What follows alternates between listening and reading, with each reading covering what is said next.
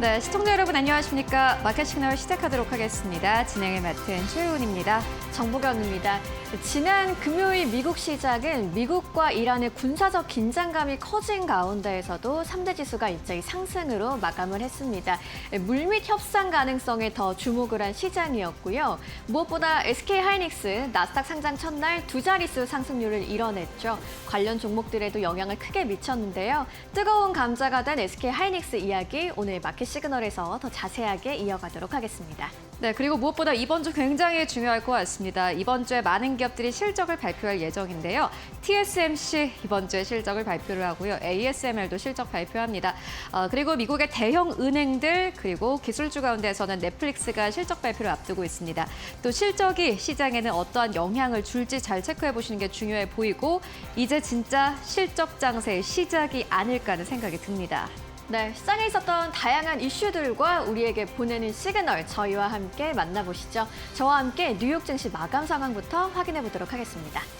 지난 금요일 뉴욕 증시 3대 지수의 마감 상황입니다. 미국과 이란의 군사적 긴장은 다시 한번 올라갔지만 증시에 미치는 영향은 다소 제한적이었습니다.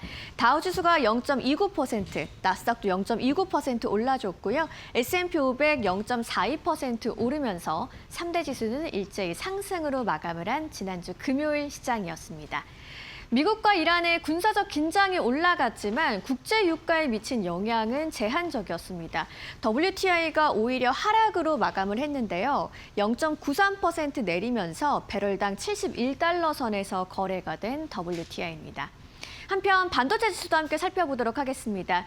AI와 반도체 대형주가 시장의 상승을 이끌었지만 반도체 섹터 전반의 랠리는 아니었습니다. 그 부분을 확인해 볼 수 있는 게 필라델피아 반도체 지수 3거래일 연속 상승했지만 0.06% 소폭 상승하는 데 그쳤다는 점에서 알 수 있는 부분이었습니다.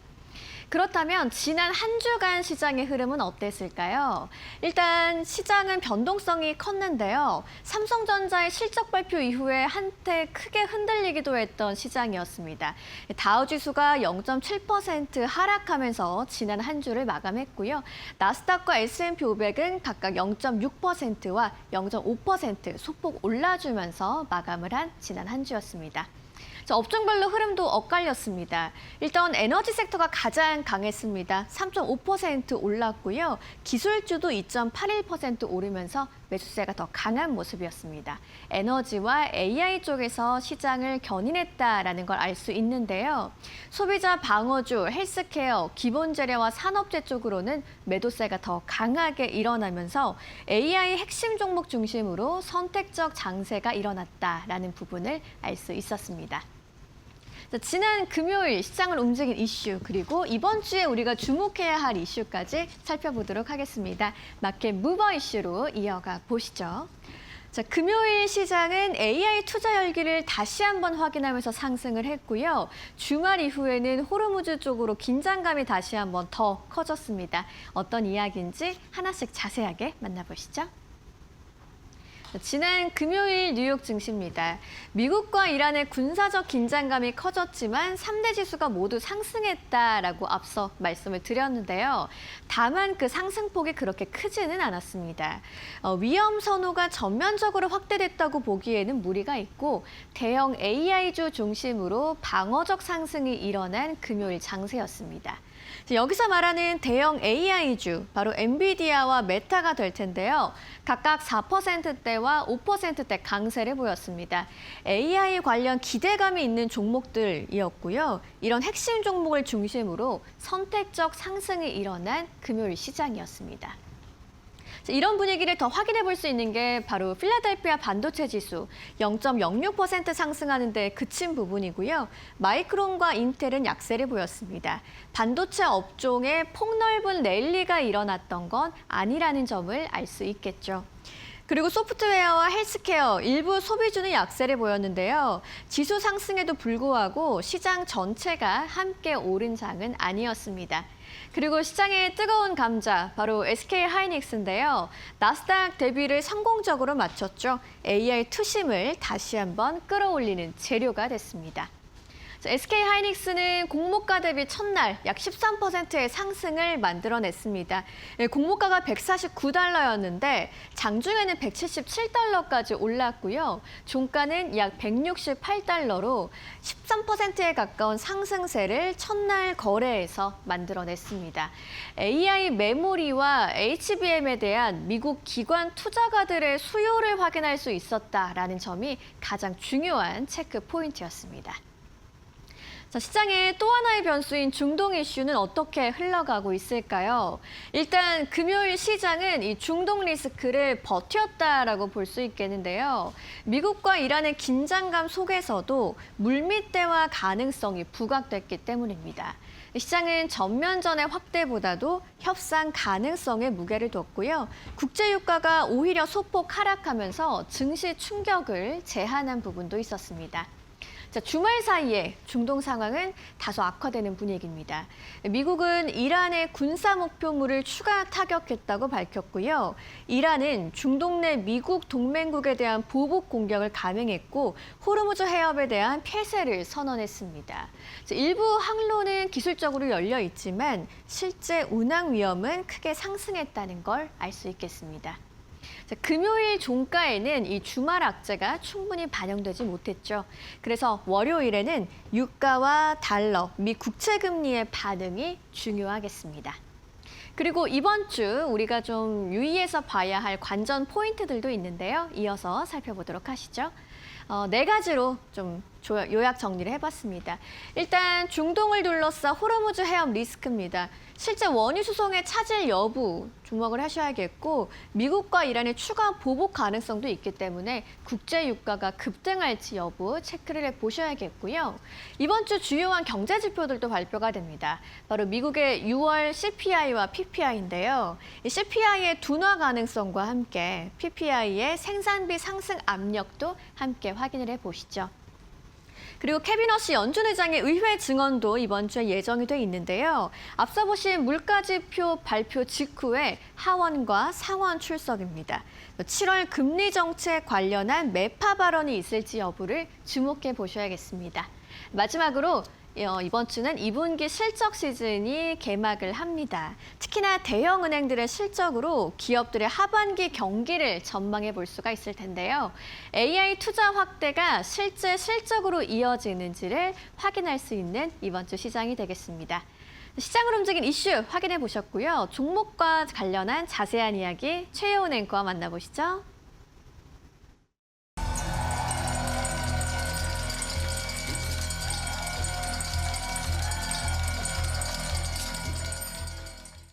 Today is a very happy day.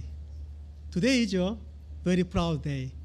And today is a truly historic day for SK Hynix. So why are we here today? Why Nasdaq? Let me share what this milestone means to us. First, it brings us closer to the ecosystem shaping the next era of computing. The United States is the epicenter of AI. The customers leading AI innovation are here. The partners building the ecosystem are here. And the talent driving the industry is here. This listing strengthens our connection to all of them. 네, 많은 분들이 아마 오늘을 기다리셨지 않을까 하는 생각이 듭니다. 지난주 현지 시간 금요일 미국에서 SK 하이닉스는 ADR 주식 예탁 증서를 상장했습니다. 주가 흐름 보실까요? 보시다시피 장 마감까지는 12.7% 넘게 급등하면서 168달러 선에서 종가를 형성을 했습니다. 개장 직후에 약간의 변동성을 좀 보였습니다. 장중한 때는 177달러 선까지 올라가기도 했는데 급하게 상승했다가 약간 좀 진정되는 모습을 보였습니다. 장중한 때는 18% 가깝게 급등세를 보였고요. 이를 두고 참 많은 평가가 이어지고 있습니다. 생각보다 강하지는 않았다라는 평가도 나오고 있고 성공적인 나스닥 대비였다. 갭이었다라는 평가도 나오고 있습니다. 외신들은 이러한 SK 하이닉스의 주가를 어떻게 보나 봤더니 대체적으로 긍정적으로 평가를 하고 있는 듯합니다. 그래서 오늘 저희가 두 가지 기사를 좀 준비를 했습니다. 먼저 첫 번째는 CNBC에서 나온 기사입니다. SK 하이닉스가 금요일에 상장을 했다. 이게 메모리주들에게 무슨 의미일까라는 제목의 기사였고요. 두 번째로는 로이터 통신의 기사였습니다. SK 하이닉스가 14% 이상 상승했는데 이는 나스닥의 굉장히 성공적인 대비였다라는 제목의 기사였습니다. 이 두 기사에는 꽤 많은 투자 의견들이 인용이 되기도 했습니다. 먼저 CNBC의 기사부터 열어보도록 하겠습니다. CNBC는 일단 결론을 먼저 내고 가도록 하겠습니다. SK 하이닉스의 상장이 굉장히 중요하다. 그런데 이 상장 그 자체보다 중요한 것은 투자자들의 자금이 어디로 이동할지이다. 라고 이야기를 합니다. 가장 중요한 건 자금의 재배분이었습니다. 이 부분을 기사에서는 가장 중요하게 다뤘는데요. 자금의 재배분이다라고 한다면은 지금 메모리 쪽으로 들어오는 자금이 더 파이가 커지느냐 아니면은 가지고 있는 이 파이 안에서 약간 나눠지느냐를 생각해 보시면 될 것 같습니다. 가장 큰 관전 포인트는 신규 자금 유입인지 혹은 기존 메모리 종목에서의 자금 이동인지를 체크해 볼 필요가 있다라고 이야기를 하는데요. 투자자의 입장에서 좀 생각을 해보도록 하겠습니다. 만약에 100만 원이 있다라고 생각을 해본다면은 이미 내가 마이크로 테크놀로지에 투자를 하고 있는데 이 돈을 꺼내서 SK 하이닉스 ADR에 투자를 할지 혹은 마이크론 테크놀로지도 가지고 있고 여기에 내가 메모리 쪽에 조금 더 담아볼까라는 생각이 들면서 돈을 더 가지고 와서 SK 하이닉스에 투자를 할까? 요 두 가지 시나리오를 생각해 보시면 될 것 같습니다. 먼저 첫 번째 시나리오, 마이크론 테크놀로지에 있는 이 돈을 빼서 SK 하이닉스에 투자를 하는 미국 개인 투자자라고 생각을 한다면은 마이크론 테크놀로지의 주가는 떨어질 수밖에 없을 겁니다. 이렇게 되면은 SK 하이닉스도 사실은 어떻게 보면 악영향을 받을 수밖에 없는 건데요. SK 하이닉스의 주가가 지금보다 더 크게 탄력을 받았다면은 그때 다시 투자자들은 생각을 할 겁니다. 이게 수익이 났으니 다시 한번 좀 떨어진 마이크론 테크놀로지로 가볼까 하는 고민에 휩싸이게 되겠죠. 그렇기 때문에 부정적인 시나리오는 마이크론 등 기존 자금이 SK 하이닉스로 이동을 하는 겁니다. 그런데 긍정적인 시나리오도 있습니다. 신규 자금이 유입이 되는 건데요. 마이크론 테크놀로지도 가지고 있는데 메모리 산업이 워낙 좋으니 내가 신규 자금을 가지고 SK 하이닉스에 들어가 볼까라는 투자자가 늘어나는 겁니다. 이렇게 되면은 메모리 쪽에 들어가는 전체 자금이 커지는 것이기 때문에 이것은 굉장히 긍정적이다라고 이야기를 합니다. 그리고 SK 하이닉스의 상장이 중요한 이유가 있습니다. 바로 메모리 업종의 리트머스 시험대이기 때문인데요. 이렇게 CNBC는 정확하게 표현을 했습니다. 이번 ADR 상장이 흥행에 성공을 한다면 시장은 AI 시대의 메모리 산업의 성장성을 인정했다는 신호로 해석을 할 것이다라고 설명을 합니다. 그런데 이 ADR 상장이 흥행에 성공하면이라는 조건이 굉장히 애매합니다.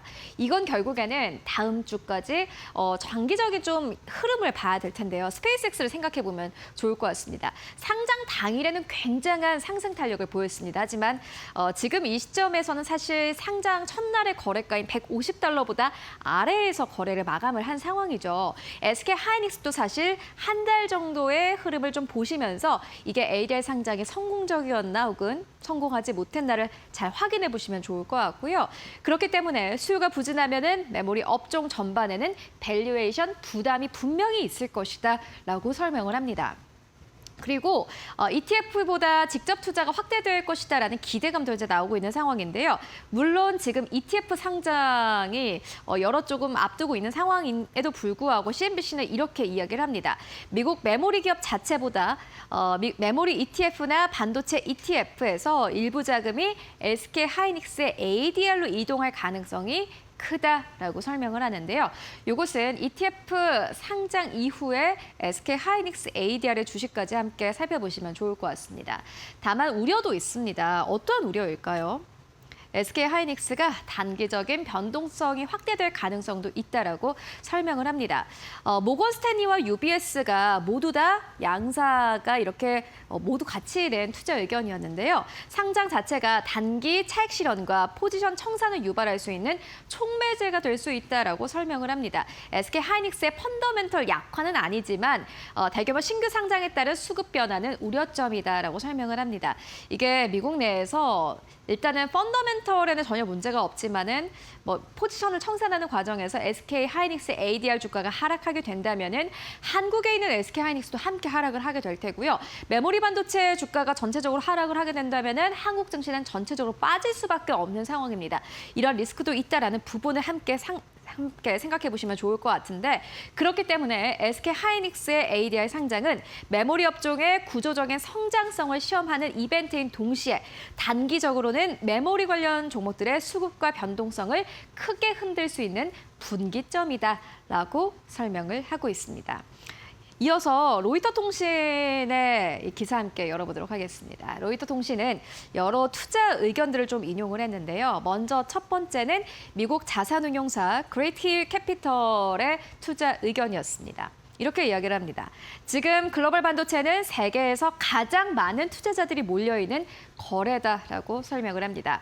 SK하이닉스와 주관사들이 현재 시장의 높은 밸류에이션을 활용하기 위해 적절한 시점에 상장을 활용을 했다라고 설명을 하면서 SK하이닉스가 이 시점에서 나스닥의 ADR 상장을 한 것에 대해서 큰 점수를 주고 있습니다. 그리고 SK하이닉스가 결국에는 나스닥에 상장을 했다라는 의미는요. 나스닥 상장을 한 이후 여기서 조달한 자금을 가지고 다시 한번 메모리 산업에 투자를 한다라는 의미입니다. 이 말은즉슨 SK하이닉스의 경쟁력은 더욱더 강화될 수 있다라는 의미로도 읽혀지는데요.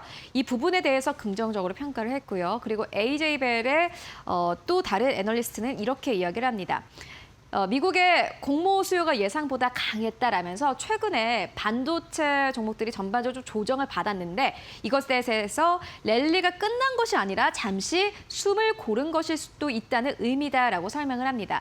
SK 하이닉스에 대한 수요가 살아 있었기 때문에 반도체주가 전반적으로 긴 조정에는 들어가지 않을 것이다라고 보고 있고요. 그리고 리플렉시비티의 공동 창업자는 이렇게 이야기를 합니다. SK 하이닉스는 미국 투자자들이 AI 메모리 산업에 투자할 수 있는 가장 순수한 대형주다. 라면서 다만 SK하이닉스는 성공했지만 이후 상장하는 기업들은 훨씬 더 까다로운 시장을 맞게 될 것이다 라고 설명을 합니다. SK하이닉스는 사실 마이크로 테크놀로지도 그렇고요. 지금까지는 메모리 쪽에 대해서 긍정적인 시선 그리고 무조건 믿고 보는 메모리 반도체다라는 시선이 사실 강했습니다. 그런데 최근 들어서 약간 그러한 내러티브가 흔들리고 있는 상황이기 때문에 SK하이닉스가 상장한 이후에는 반도체 업종의 투자 환경이 그리 쉽지는 않을 것이다라면서 다소 신중한 투자 의견을 함께 제시하기도 했습니다. 그리고 로이터 통신은 SK하이닉스에 대해서 이렇게 이야기를 했는데요.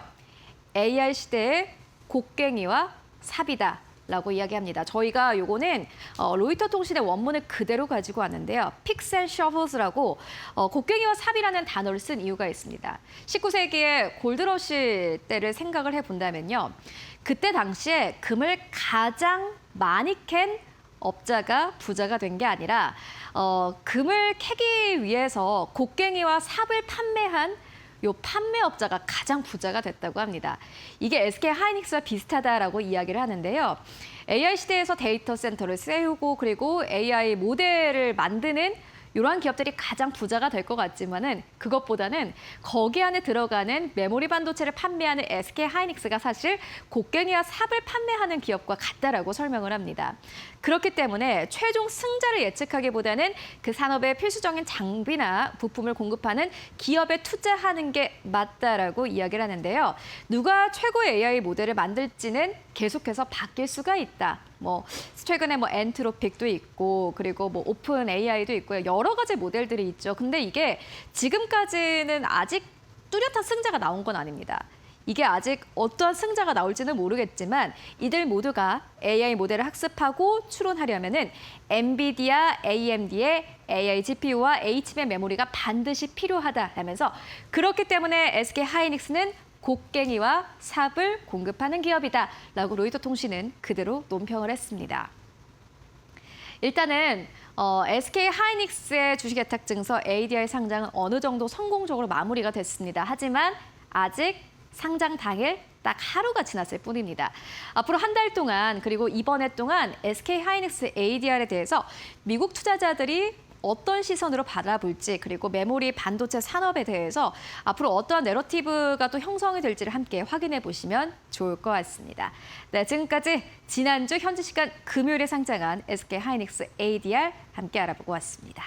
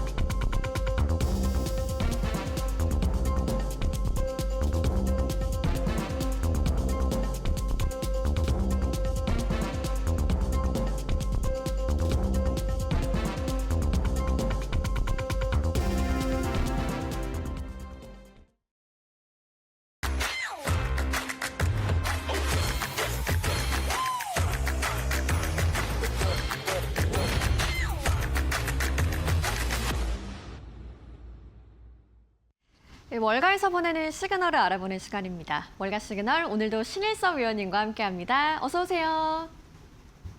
네, 지난 금요일 미국 시장의 마감 상황부터 짚어보도록 하겠습니다.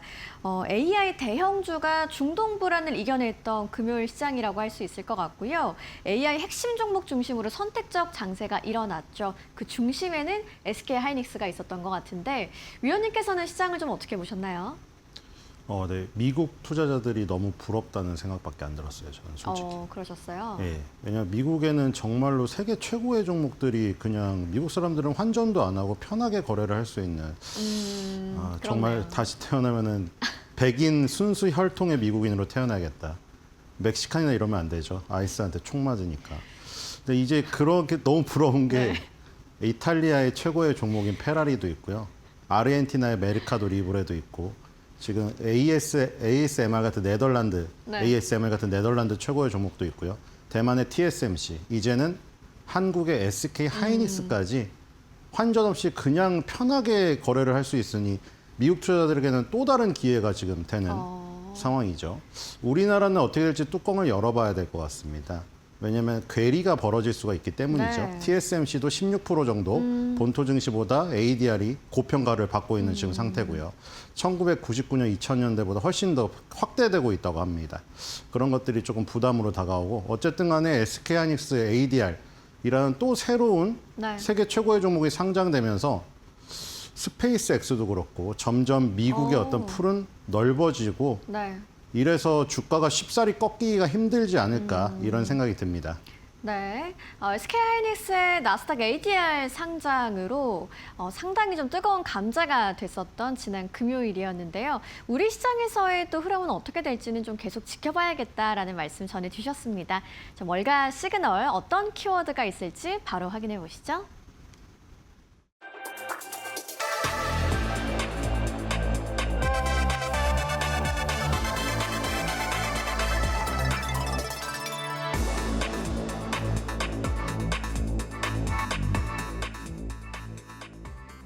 네, 본격적인 실적 발표 시즌을 앞두고 JP 모건이 AI 반도체에 대한 낙관적인 전망을 내놨습니다. 특히나 새 종목을 이야기했는데요. 어떤 종목들인지 오늘 월가 시그널 키워드로 만나보도록 하겠습니다. 이야기 한번 시작해 볼까요? 네, 바로 이런 게 좋은 거죠. 아까 말한 세계 최고의 종목들이 커버 쳐주는 것도 좋은 건데 지금 이런 한 섹터 내에서도 굉장히 여러 갈래로 다른 길을 가고 있는 네. 업종 섹터가 나오기 때문에 지수가 무너지기가 힘든 거예요. 왜냐하면 지금 다시 얘기가 나오고 있는 게 마이크론 테크놀로지를 비롯하여 메모리 네. 반도체 업체들이 조금 조정을 받거나 다시 한번 이제 뭐 고점론이 나오고 있으니까 이젠 또 매그니피센트 7이 다시 부활을 하고 있습니다. 그래서 지금 JP모건에서도 꼽은 것이 AI 칩 종목이잖아요. 결국에는 그동안 AI 칩 위주로 뭐 GPU, CPU 이런 거 위주로 오다가 마이크론 테크놀로지 샌디스크 같은 이런 저장 장치 쪽으로 옮겨갔었는데 다시 또 숨을 쉴 수 있는 여유를 줄 수가 있어요. 네. 정말로 이거는 지수가 무너지긴 힘들고요. 지수 안에서 어떤 업종 섹터에 순환매만 있을 뿐이다. 미국은. 굉장히 그래서 그런 면이 제일 부러운 거예요. 제가 보기에는. 제가 아까 뭐 세계 최고의 종목들 말했지만 네. 종목이 꼭 그 종목들을 해당 얘기를 하려고 한 게 아니라 정말 다양한 갈래의 길이 자신만의 그 로드가 있어요. 근데 그 길이 다 달라요. 시기가. 그래서 이제 다시 JP모건이 계속 선호하는 AI 칩 종목 3선이 또 갈 때가 되지 않았을까. 왜냐면 지금 7말 8조에 이제 또 네. 실적 발표들이 몰려서 지금 다가옵니다. 그러니까 우리 이제 큰 이슈들은 많이 지나간 것 같아요. 스페이스X의 나스닥 100 상장도 이루어졌죠. 그 다음에 SK하이닉스 ADR 상장도 이루어졌습니다. 이제는 다시 실적에 주목할 시즌이 왔다. 거기에 맞춰서 JP모건도 보고서를 내놨습니다. 네, JP모건의 보고서에서 특히나 좀 새 종목에 대한 선호 유지를 이야기했는데 그 종목들이 어떤 건지 한번 바로 살펴볼까요? 네, 다시 한번 이제 엔비디아의 파트너와 엔비디아의 그림자 전략을 취하는 업체 그렇게 지금 들어갔습니다. 네. 매그니피센트 7의 대장이고 아직도 시가총액 1등을 기록을 하고 있는 엔비디아. 그 다음에 브로드컴은 파인 9에 들어갔던 그 종목이고 마벨은 아시다시피 엔비디아가 굉장히 협력사로 꼽으면서 그게 이제 통신을 예전에 그 구리선으로 해서는 도저히 안 된다. 네. 이제는 광통신이 필요하다. 우리의 칩의 성능도 중요하지만 우리의 칩의 성능이라던가 뭐 CPU의 성능 이런 것들이 다 같이 시너지를 내려면 광통신이 아니면 안 된다. 병목 현상이 일어난다 해서 마벨 테크놀로지와 협업을 계속 중시를 했었잖아요. 그런 것들이 이제 다시 떠오르지 않을까 이런 생각이 듭니다. 네. 자, 회계연도는 다 다르지만 우리나라로 따졌을 때 제가 말씀을 드렸잖아요. 쉽게 3, 6, 9, 12로 우리가 분기를 4분기로 나누잖아요. 그래서 그 다음 달부터 다음 달 중순 정도에 다 실적 발표가 나옵니다. 그래서 7월 중순에서 8월 초 이렇게 몰려 있는 거고 엔비디아는 2027년도 회계연도 2분기예요. 우리나라로 따지면 사실 2026년도인데 저기 2027년도 2분기입니다. 실적이 8월 26일 날 예상되어 있고요. 이 다른 것들이 어떻게 보면 전초로 조금 나오고 있다가 마지막에 이제 엔비디아가 이제 내가 왕이야 하면서 8월 말에 지금 실적 발표가 예상되어 있습니다. 자, 그리고 브로드컴은 2026년도 8월 말이고 마벨도 2026년도 8월 말. 그 전에 다른 업체들이 7월 말부터 8월 중순까지 또 몰려 있거든요. 네. 이런 이 JP모건에서 꼽은 3대 장들이 8월 말에 마치 왕처럼 등극을 합니다. 등장을 합니다. 네, 이제 본격적인 실적 발표 시즌이 시작을 하는데 앞서 보신 이 세 종목은 8월 말에 실적 발표가 예정이 돼 있습니다. 자, 엔비디아, 브로드컴, 마벨에 대해서 긍정적인 전망을 제시한 JP모건인데 오늘 그렇다면 이 세 종목 중에서 브로드컴의 주가 흐름이 어땠는지 차트를 통해서 한번 살펴보도록 하죠. 네, 일단 투자 의견은 다 오버웨이트, 우리나라로 따지면 매수라고 생각하시면 될 것 같고요. 자, 브로드컴 차트를 보겠는데 네. 아직도 저 하락갭을 이제 벗어나지 못하는 지금 형국입니다. 그렇네요. 자, 뭔가 여러분들이 보기에도 저 지금 7월달, 6월달, 7월달 들어오기 전에 좀 뭔가 이상하지 않나요? 이게 뭔가 어색하지 않나요? 뭔가 흐름이 깨진 것 같지 않아요? 맞죠? 4월달에서 지금 6월달까지 흐름이 좋았는데 네. 갑작스럽게 방향 전환이 이루어져 버렸잖아요. 추세가 완전히 지금 약간 꼬였거든요. 그래서 이게 약간 섬처럼 지금 떠 있는 형국인데 여기를 지금 다시 벗어나야지만 지금 됩니다. 지금 여기 뭉뚱그러져 있는 6월 달의 이 흐름이 굉장히 브로드컴이 좋지 않은 흐름을 지금 보여주고 있어요. 400달러를 넘어서서 제일 좋은 거는 여기서 갭 상승으로 올라가서 아까 전에 말한 대로 이 아일랜드 갭을 만드는 거거든요. 섬처럼 동떨어지게 만들면 이게 아예 쓸모없는 그 시세가 됩니다. 이 한 달은 그냥 버린 거로 치는 걸로 되기 때문에 여기를 아예 갭 상승으로 넘어서서 440달러로 바로 직행하는 것이 가장 좋은 흐름이 아닌가 생각이 됩니다. 네, 4월부터 6월 초까지는 상당히 흐름이 좋았던 브로드컴인데 지금은 그 추세가 좀 다소 흔들리고 있는 모습이라고 말씀해 주셨습니다. 우리 시장에서는 삼성전자로의 시그널도 한번 확인을 해봐야겠네요. 네, 저는 SK 하이닉스가 그 금요일에도 SK 스퀘어가 더 좋았는데 SK 하이닉스는 약간 경계 매물이 있었거든요. 근데 아무리 생각해봐도 똑같은 기업이라면 대만의 TSMC처럼 미국에 있는 거를 사지 않을까. 그러니까 미국 투자자들은 물론이고 그럼 다른 나라 투자자들이 SK 하이닉스가 미국에 상장되어 있는 거랑 한국에 상장되어 있는 걸 어떤 걸 살 거냐. 솔직히 말해서 미국 시장, 한국 시장은 솔직히 지금 동등하게 급으로 붙기가 어렵잖아요. 여러 여건 자체가. 네. 그래서 그런 부분이 좀 부담이 되지 않을까. 그 부분을 삼성전자가 1위 수성을 하면서 조금 채워넣지 않을까 이런 개인적인 생각입니다. 네, 삼성전자로의 시그널까지도 한번 만나봤고요. 이어서 월가 시그널 두 번째 키워드를 바로 확인해 보시죠.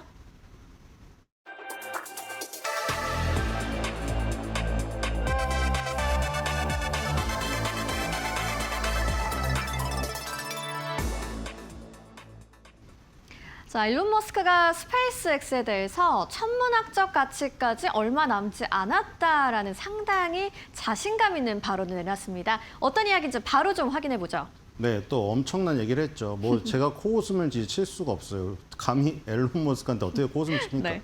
그게 이 많은 사람들이 예전부터 그랬지만 이 앨런 머스크는 그런 괴짜 같은 그 얘기도 다 실현을 시켜버리기 때문에 지금 뭐 이렇게 달에 자급자족이 가능한 도시를 해서 연구 이주나 휴양이 가능하도록 하겠다는 것이 야 공상과학 영화 떠들고 있는 거 아니냐 하라고 우리가 뭐 그렇게 얘기할 수도 없어요. 그렇죠? 그렇죠. 앨런 머스크가 이룬 게 있기 때문에. 네. 그래서 지금 뭐 우리는 사실 다가오진 않지만 이제 사실 살기가 어렵잖아요. 과학적으로 봤을 때 지금 우리가 알려진 과학적으로는 달이나 화성에 정말 살기가 너무나 어렵습니다. 근데 어쨌든 간에 연구 이주 휴양을 실현하겠다가 궁극적 목표인데 10년 로드맵을 얘기했고 그리고 과거에도 지금 애플, 아람코를 합친 시총을 초과할 것이라고 했는데 지금 뭐 테슬라 가치는 일단 뭐 거기를 초과하진 못했습니다. 네. 네, 지금 엔비디아, 애플, 마이크로소프트가 1, 2, 3이죠. 시총이. 그렇습니다. 이 머스크의 10년 로드맵에 대해서 우리가 간과할 수 없는 부분이 과거에 테슬라에 관한 이야기를 했던 부분이 있기 때문에 이제 신뢰가 어느 정도 쌓여 있는 모습입니다. 그런데 이제 글로벌 투자은행들의 시나리오 전망은 좀 극명하게 갈리네요. 스페이스X의 주가에 관련한 부분인데 한번 짚어주시죠. 네, 앨런 머스크 본인도 그렇고 회사도 그렇고 이렇게 엇갈리는 거는 이 두 분밖에 없다고 생각합니다. 앨런 머스크랑 앨런 머스크 회사. 네. 왜냐하면 지금 테슬라도 엄청나게 갈리고 있잖아요. 우리가 여러 번 봤잖아요. 목표 주가 자체가 말이 안 돼. 두 어떤 극단에 위치한 대립적인 의견이 너무 반대잖아요. 이것도 진짜 심하거든요. 진짜로 심해요. 지금 이게 900달러가 나왔어요. 목표 주가가 CT에서 그것도 네임드잖아요. CT면. 근데 모건 스탠리도 네임드죠, 여러분들. 그렇죠. 솔직히 잘 안 들어본 그 증권사도 많거든요. 근데 솔직히 시티, 모건 스탠리, 뱅크 오브 아메리카 이런 것들은 네임드거든요. 근데 그 두 개가 너무 심각하게 엇갈리니까 이게 도대체 개인 투자들이 어떻게 판단을 해야 되는가. 모건 스탠리는 75달러가 나왔고 시티는 900달러가 나왔거든요. 네. 이게 과연 어디로 해야 되나? 스페이스에서는 진짜 모르겠습니다. 그렇네요. 메이저 IB들의 이 목표 주가가 10배 이상으로 차이가 나면서 평균 목표 주가는 240달러지만 상당히 좀 전망이 극명하게 갈리는 부분을 확인해 볼 수 있습니다. 목표 주가는 240달러인데 그렇다면 최근 스페이스X의 주가 흐름 좀 어떻게 이어지고 있나요? 네, 지금 상황은 좋지 않거든요. 일단 공모가가 80달러로 시작됐잖아요. 네. 근데 여기서 이제 75달러를 외친 거를 보면 여기서 반토막이 나는 거고 그렇네요. 900달러면 이건 거의 뭐 캐시우드의 테슬라 2,700달러와 거의 버금가는 그 정도의 상승인데 일단 기술적으로 있잖아요. 저기 지금 밑바닥 저거 깨지면 지금 위험하거든요. 지금 왜냐면 지금 저 12일 날 상장되고 나서 밑단에 지금 145달러가 지금 그 박스권 하단부예요. 근데 지금 보시면 계속 두들기고 있잖아요. 저게 만약 뚫리는 순간 일단 급락을 피할 수가 없을 것 같아요. 제가 보기에. 기술적으로 그렇습니다. 확률적으로. 저 밑바닥이 깨지면 일단 급락이 나와요. 그럼 뭐 900달러는 엄청나게 뭐 장기 목표 주가이겠지만 사실 점점 더 멀어지는 지금 상황이죠. 그래서 뭐 900달러도 사실 뭐 근거가 이루어질 경우입니다. 사실. 스타쉽 프로젝트가 계속 진행이 되고 네. 아까 그 달나라도 가는 게 이제 사업을 하는 거예요. 일반인들이 관광을 간다는 거죠. 근데 저는 달을 안 갈 것 같은데 돈이 있어도. 근데 어쨌든 간에 돈이 있는 사람들을 대상으로 관광 사업을 해서 수익을 얻을 경우에 그런 목표 주가가 나왔는데 일단 기술적인 타이밍을 여러분들이 재야 되니까 지금 당장 900달러를 산정하기는 기술적인 어떤 전혀 뭐 근거가 없어요. 너무 짧고. 제 생각에는 이 140달러가 만약에 무너지면 일단 추가 급락을 피할 수 없지 않을까. 네. 만약 지켜진다면 이제 저 170달러 박스권 상단부까지는 일단 진격이 가능하다. 이렇게 보입니다. 네, 알겠습니다. 스페이스X는 지난 금요일 시장에서는 4%대 하락을 했는데요. 현재 주가 145달러 정도의 거래가 되고 있습니다. 과연 6배에서 7배 정도 뛸 수가 있을지 아니면 반토막이 날지 파격적인 전망 속에서 주가 흐름이 어떻게 이어질지 저희랑 계속 좀 지켜보셔야겠네요. 네, 월가 시그널 오늘도 신일섭 위원님과 함께했습니다. 좋은 말씀 고맙습니다.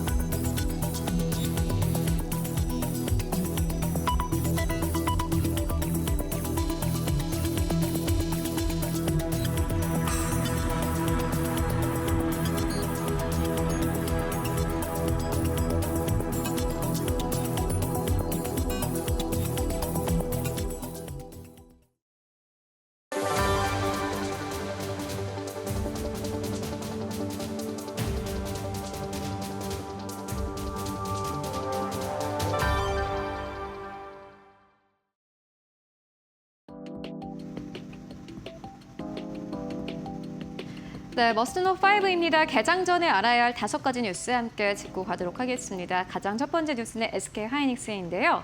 지난주 현지 시간 금요일에 성공적으로 나스닥에 데뷔를 했습니다. 그리고 SK 하이닉스의 최태원 회장은 이날 외신과의 인터뷰에서 이제 SK 하이닉스가 반도체를 넘어서 AI 서비스 기업이 될 것이다 라고 밝혔습니다. 자세하게 만나보시죠. 최태원 SK그룹 회장은 반도체 시장이 과거처럼 공급 과잉과 부족이 반복되는 사이클 산업을 넘어 구조적인 변화 국면에 진입했다고 밝혔습니다.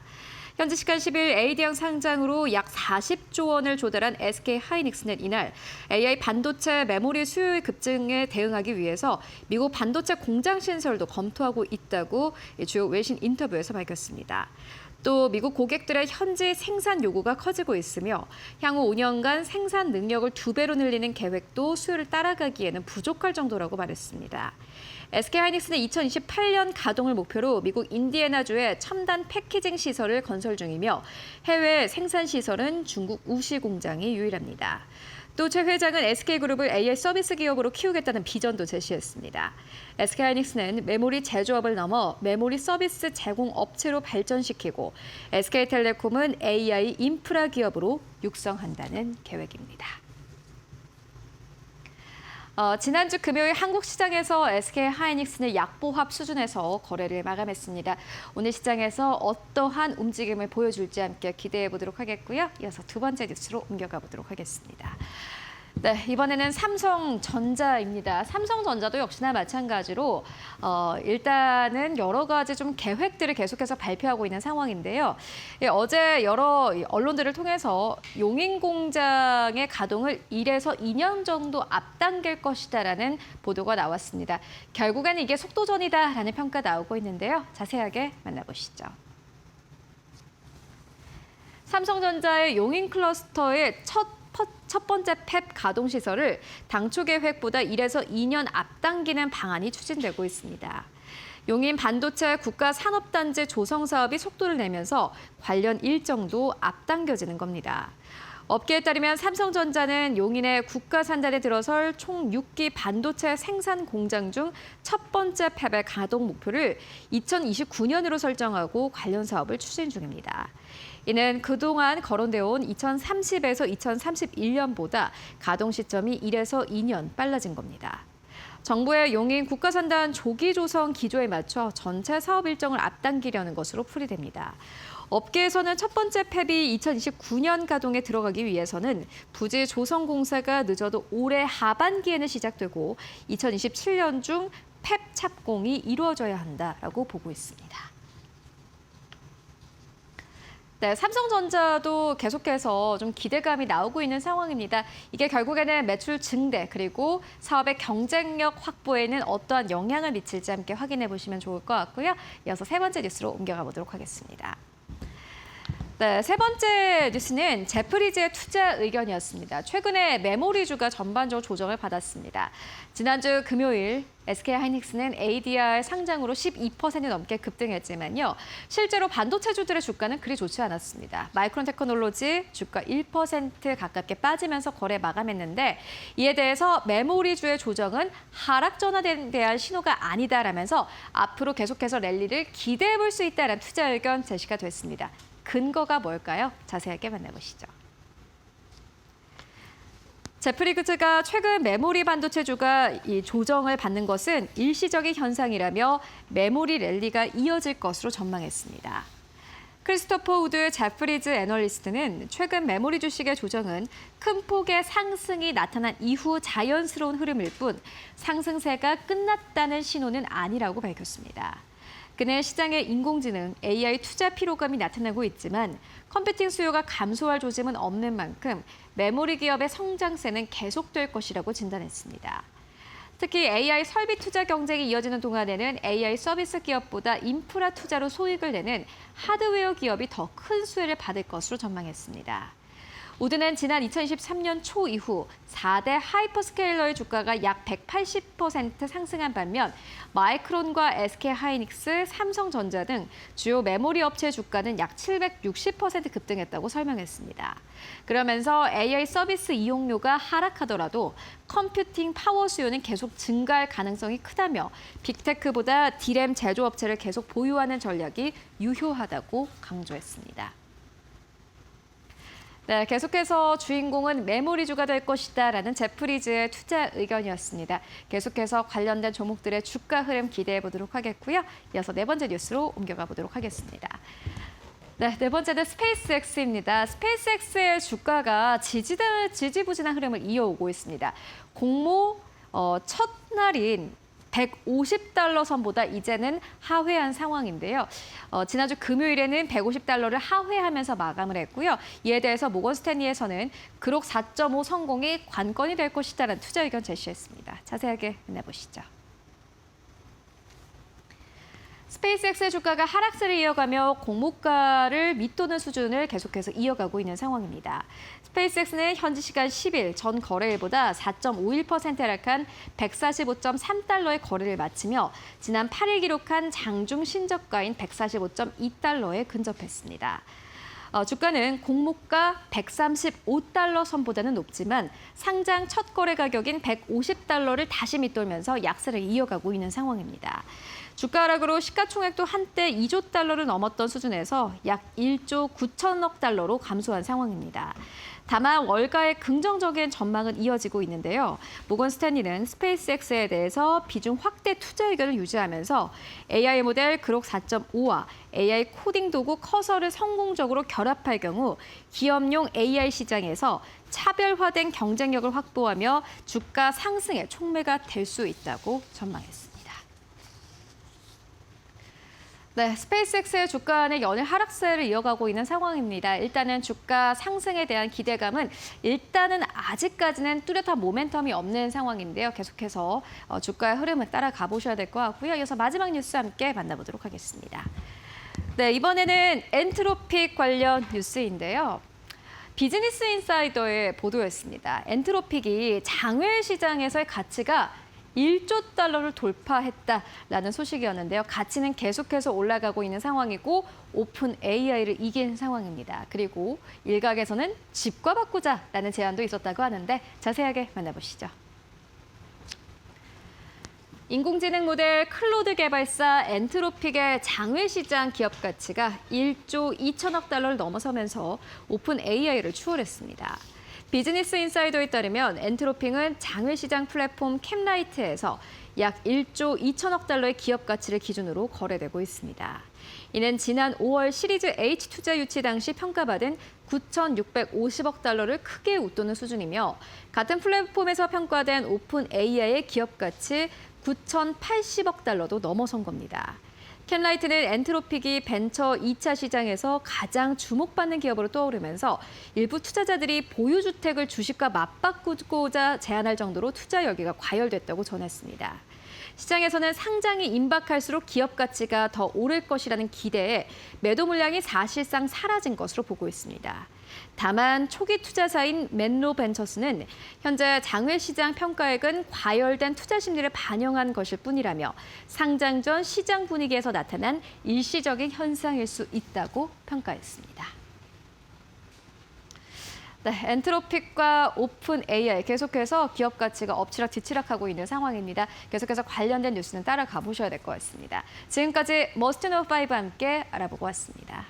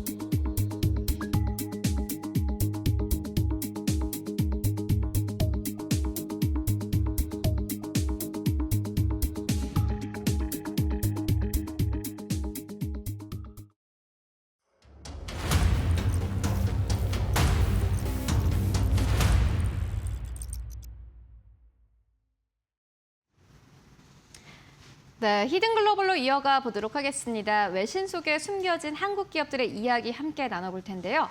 오늘도 모셨습니다. 타키온의 조우진 대표와 함께 해보도록 하겠습니다. 안녕하십니까, 대표님? 예, 안녕하세요. 네, 대표님 오늘 첫 번째 기사는 어디서 가지고 오셨습니까? 예, 우리가 기다렸던 SK하이닉스 ADR 상장이 지난주 이제 금요일 날 우리는 이제 이제 잠자리 들어서 그 시간에 이제 미국 나스닥에서는 이제 성공적으로 이제 상장을 했습니다. 상장을 했고 이 상장하는 부분에 대해서 이제 유수의 언론이 뭐 월스트리트저널, 뭐 심지어 뉴욕타임스, CNBC, 로이터 등이 다 다뤘는데요. 이 부분을 좀 자세히 다뤄보도록 하겠습니다. 네, 알겠습니다. 조우진 대표님께서 첫 번째 기사를 또 SK하이닉스 관련 가지고 오셨는데 이 기사에는 어떠한 내용이 담겨져 있습니까? 예, 일단은 그 상장 자체에 대해서 ADR 상장에 대해서 설명을 드리면 이제 상장 종가 기준에서는 13% 그러니까 ADR 처음에 상장했을 때 시가보다는 13% 높게 이제 마감을 했습니다. 그래서 장중에는 17%까지 오르긴 했지만은 그래도 13%라는 금액은 어느 정도는 이제 안착을 했구나라는 볼 수가 있고 이 부분에 대해서 최태원 회장이 이제 인터뷰한 걸 보면은 ADR 상장이 성공적으로 안착할 수 있도록 힘을 쏘는 것이 자신이 해야 될 첫 번째 과제다라고 얘기했습니다. 그 부분은 이제 주주들에게 있어서 되게 중요한 시그널을 보였다고 생각을 합니다. 왜냐하면은 물론 SK하이닉스의 그 대표이사는 아니지만은 SK그룹 전체를 갖다 주관하는 이제 회장으로서 ADR 상장을 했을 때 ADR을 갖다 상장하면 그것을 자금을 갖다가 40조 원 정도 되죠. 40조 원 자금을 갖다가 빨아들이는 거기서만 이제 끝나지 않고 ADR을 인수한 주주들을 고려하면서 주주들 입장에서 당연히 ADR 가치가 또 올라가야 되지 않습니까? 이 부분을 이제 고려하고 있다는 것을 시그널을 보낸 것이고 이런 시그널이 사실은 우리나라 시장에도 전달될 것입니다. 우리나라에도 사실은 많은 상장사 대표이사 또 SK그룹 같은 재벌들의 회장들은 주가를 갖다 신경 쓰고 주가가 저평가됐을 때 내 자산의 어떤 저평가됐을 뿐만 아니라 주주들에게도 상당히 심각한 손실이 가했구나라는 걸 인지하셔야 되는데 인지하지 못하고 심지어 뭐 작년에 어떤 재벌의 회장은 아니 상장했는데 그 주가 내려갈 수 있지 왜 그거 가지고 나한테 따지냐 중복상장 논란이었죠. 이렇게까지 언급하시는 것은 잘못된 시각을 갖고 있었는데 이번에 최태원 회장이 ADR 상장을 했고 연착륙하는 것이 되게 중요하다고 발언했던 것은 되게 중요한 시그널이라고 생각합니다. 네, 알겠습니다. 상장 당일에 이제 ADR 상장한 당일에 12% 넘게 올랐어요. 그날의 주가는 어떻게 보셨나요? 예.